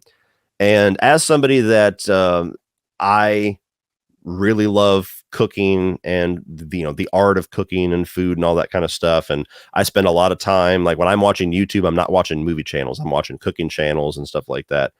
So I really loved the humor that they went for here and the satire and the things that they were poking at and making fun of. It really worked for me, and I had a really good time with it. And it has a really subtle, sharp sense of humor. It's not a movie that's going for these gigantic like dunks and these gigantic punchlines. It's just kind of monotone, dropping these gems of humor. And me and the Fantastic Fest crowd just ate it up. Every joke landed. It is just the biggest laughs and the most frequent laughs I heard all year and in the last number of years, honestly. So absolutely love that one. Top 5, baby, and we are at The Black Phone. And at the beginning of the year, this was my most anticipated horror film of the year, which those Halloween fans were not happy to hear me say that, but who's laughing now? The Black Phone is something that intrigued me for a number of reasons, and I did not watch the trailer past the first 20 seconds or so because I had PTSD from the Sinister trailer. The Sinister trailer is actually the trailer that started to make me hate trailers and hate horror trailers, especially because more times than not, they give you way too much. They're like, here's the whole fucking movie gift packaged in 2 minutes. That was the Sinister trailer. And so while that is a movie that has gone on to be somewhat of a horror classic for many people, I've never been able to love it on that level because it's one of those films that I was excited about, went to go see, and all throughout the movie, I'm like, fuck, dude, all the best parts were in the trailer. Nothing is surprising me here. And so I've always liked it, but I've always been at arm's distance with it. So this is the second chance for this collaboration of Scott Derrickson and C. Robert Cargill as the screenwriter to deliver an experience for me. So I saw the poster. I saw a little tiny piece of the trailer. Ethan Hawke playing the villain really sucked me in because I love that guy. And I don't know if I've ever seen him play a villain, but he fucking kills it as a villain. No pun intended. And so I went to go see this in Jacksonville, Florida. I drove about 2 hours and 15 minutes to go check it out, and then the same home. And just like with Knives Out, worth every single mile. It would have been worth driving 4 hours for. And this was just genuinely one of the best stories that I experienced all year round. I loved the different themes they were going for. I loved the journey of the main character. I loved his sister too, as kind of the side character in the side story. She's like my spirit animal. Absolutely adored what that little girl did in that movie. And Ethan Hawke, man, his performance paired with that Tom Savini mask and just some of the dark twisted things that they really just kind of suggest. It's another one of those movies that a lot of the things you kind of have to put together the pieces yourself at what this guy does to all these kids. It was twisted. And so to me, Ethan Hawke as the grabber was instantly iconic. And so I loved this movie. I don't know what path they're going to take with continuing on this as a franchise, which they're obviously going to do because it was very successful and they've already said they're talking about it. But whatever direction they decide to go, I'm there.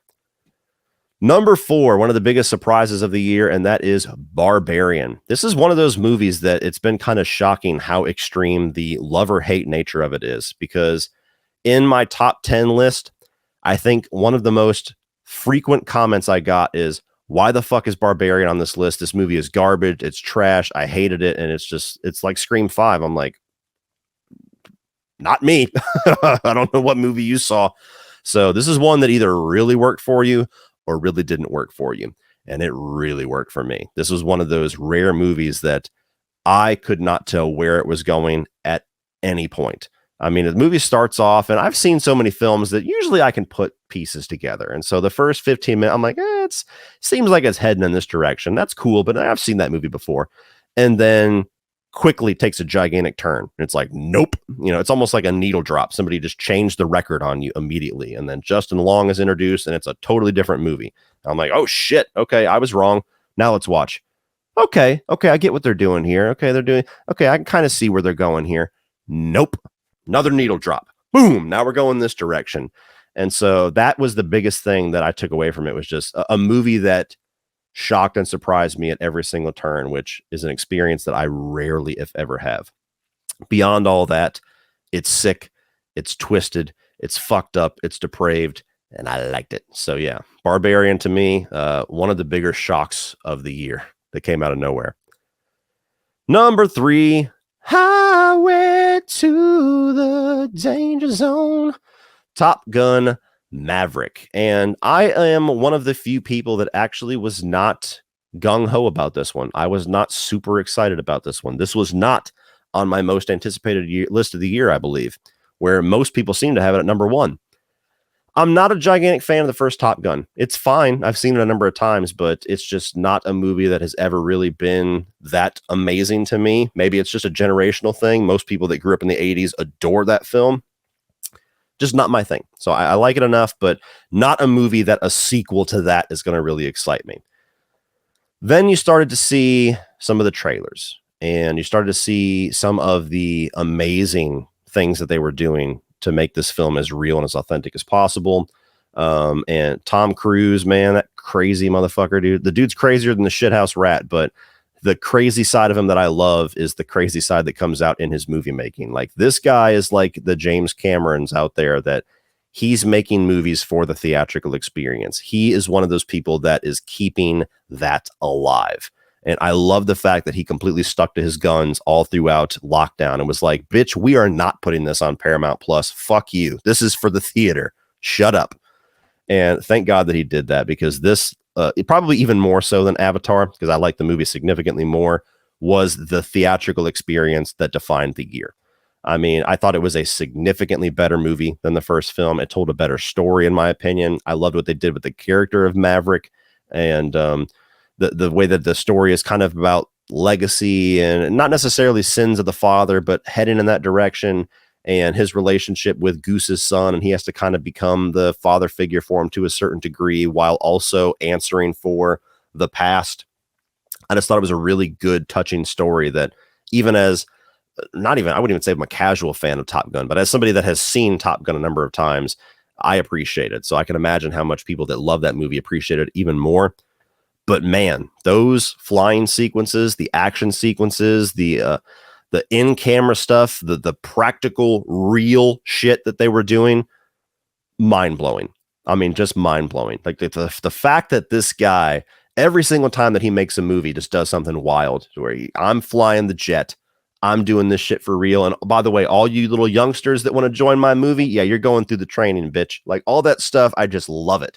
So Tom Cruise is just one of those guys that his movies are now events. If it's movies like this and Mission Impossible, where he's putting that ultimate stamp of, we're doing some crazy ass shit that nobody else is doing that you're going to have to see in the theater. Absolutely love it. So yes, Top Gun Maverick, one of the standout of the year, easily for me. Number 2 is X. And this is a movie that absolutely came out of nowhere for me, which is a running theme in 2022. I don't have the best track record with A24. And so when I went to go see this film, I walked in somewhat blind. I didn't watch the trailer, but I knew enough about it. I was like, okay, a 70s porno slasher thing. It's A24, so it's probably going to be pretentious as fuck. Go and check it out. And this is one of the rare A24 films that is exactly what is advertised. There's no sneaky marketing. There's no, we're going to make the trailer look like this crazy horror film. And then you go and it's this really long, boring movie where people just sit in a room and discuss shit. Not all A24 films are that way, obviously, but I tend to always think of A24 as the people that made It Comes at Night, and nothing ever came at night. So X for me, absolutely loved what they did. It's a throwback 70s dirty slasher movie, but it also had this modern artistic flair to it that just made it a really unique, refreshing experience to me, to where from the way that they explore these characters, from the way that they introduce the villain, from the way that the kill scenes are framed, it just felt like something unique that's also tapping into something that we love and we're familiar with. And so even just subtle things like just the use of color, like this one of the kill scenes where the guy's getting the shit stabbed out of him and his blood sprays onto the headlights, and then the headlights are covered with red and it kind of frames the whole scene in red. And yet Don't Fear the Reaper in the background, like just stuff like that made this such a cool, valuable experience for me. The shot choice, the transition choices, it's such an artistically made, dirty throwback slasher film, and I absolutely loved it. And all the performances are great in it, and the characters I really enjoyed too, even if they're all kind of depraved, shitty people. Like there's not really like a good guy in this movie necessarily, but it was still fun. It was still something that I enjoyed. I wasn't really missing a protagonist to root for here. And I could tell that Pearl was somebody in makeup, but I didn't realize it was Mia Goth playing both roles until after the movie. And even if Pearl never came, this would have been the year of Mia Goth just putting her stamp and saying, bitch, you better pay attention to me. And so just X in and of itself probably would have made number 2 or at least number 3 this year if it was just its own thing. But the fact that it was paired with Pearl, and then we got Maxine on the horizon, like 2 horror films back to back that are damn near 5 out of 5 movies for me. I can't think of another time that's happened. And when we get Maxine, even if Maxine is just a 4 out of 5 movie for me, those 3 movies back to back in such quick succession, that's going to be in the conversation of one of the greatest horror trilogies ever made. So one of the biggest pleasant surprises of the year for sure. But my number 1, the best movie of 2022 for me personally, boom, boom, boom, boom, boom, boom, boom, boom, The Batman. Look, every once in a while, once in a blue moon, you walk into a movie and you experience this movie and you feel like the director, the writer, the cast, the production crew, the producers, everybody that collaborated to make this thing custom made it just for you. And The Batman was that movie for me. Look, Batman has always been my favorite comic book character of all time. But there's not really any Batman movie that I've ever completely loved. Even the Nolan trilogy, which are damn good movies. I really like those movies. Even those, for as great as they are, it's like, yeah, that's not quite my Batman, though. That's not exactly the direction that I want. And I'm somebody that, go back into the early days of my channel, I was pissed and heartbroken about Ben Affleck and his very short-lived run as Batman, because I loved his Batman. And so whenever he announced that he wasn't going to be directing the Batman movie anymore, I was like, oh, that fucking sucks. But okay, maybe he'll get a good director and he'll still use his script. And then he left the role altogether, and it was like, oh, no. And so I was one of those guys that even as they were introducing the early details of this movie, I was like too heartbroken to care. You know, Matt Reeves is going to be okay. That's awesome. He's a fantastic director, and I love the Apes movies that he's done. Like Dawn of the Planet of the Apes, one of my favorite films of all time. So that's a name that would really excite me. But I was just like, oh, I'm not ready though. That's awesome, but I'm not over it. Robert Pattinson's going to be Batman. And I'm somebody that thinks that he doesn't get the credit that he deserves. I'm like, okay, well, they're going to say it's the Twilight guy, but this is the guy that did Good Time and all these other movies that are wildly different than Twilight. That's an awesome casting, but I'm not ready. I'm not ready for it. Then the first trailer came, the DC Fandom trailer. And I watched that thing and saw the tone that they were going for and the direction that they were going for in this movie. And I was like, okay, fuck Ben Affleck. I'm on board. I'm on the train, baby. Let's go. And so this is absolutely a movie that I have been waiting for a long time. I have always wanted a really dark take on Batman, as far as just dark tone and having this murder mystery kind of flavor to it. And, you know, almost leaning into the horror elements of Batman, which have always been there, but rarely explored. And even going back to the Arkham Asylum games, it was Arkham City, where I'm playing the game and I'm doing the Riddler trophies and doing the little Riddler traps and solving the puzzles.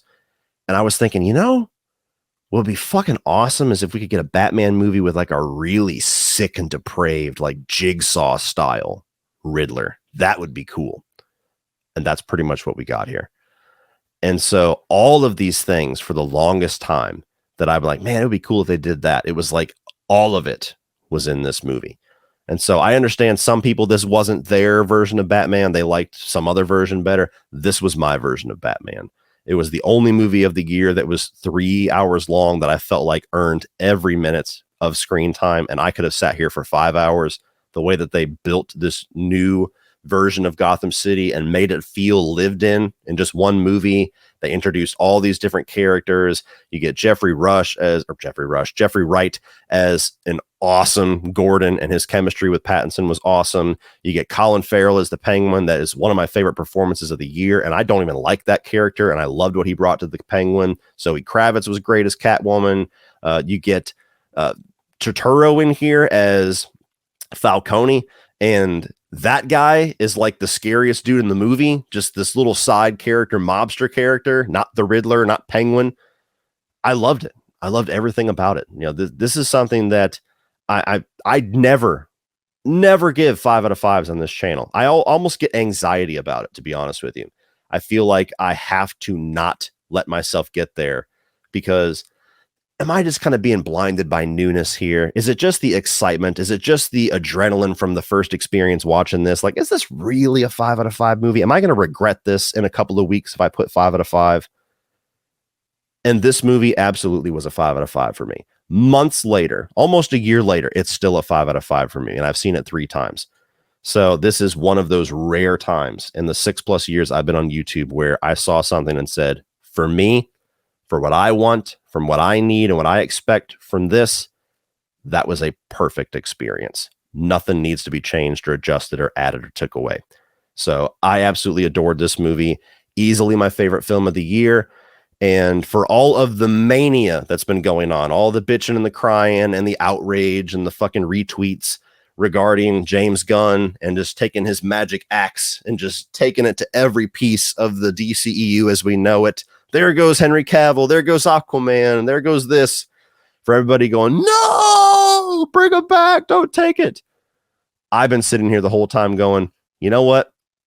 As long as you don't touch Matt Reeves, the Batman 2, I can take those sacrifices. You can take them. You can vote them off the island all you want. But you take my Matt Reeves, the Batman 2, and I'm storming the gates at Warner Brothers, motherfucker. So, yes, that is me. That is my number 1. And that is my ranking of all of the films of 2022 that I saw. All 86 films.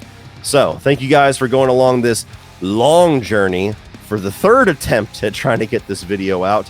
I hope you enjoyed it. Until next time.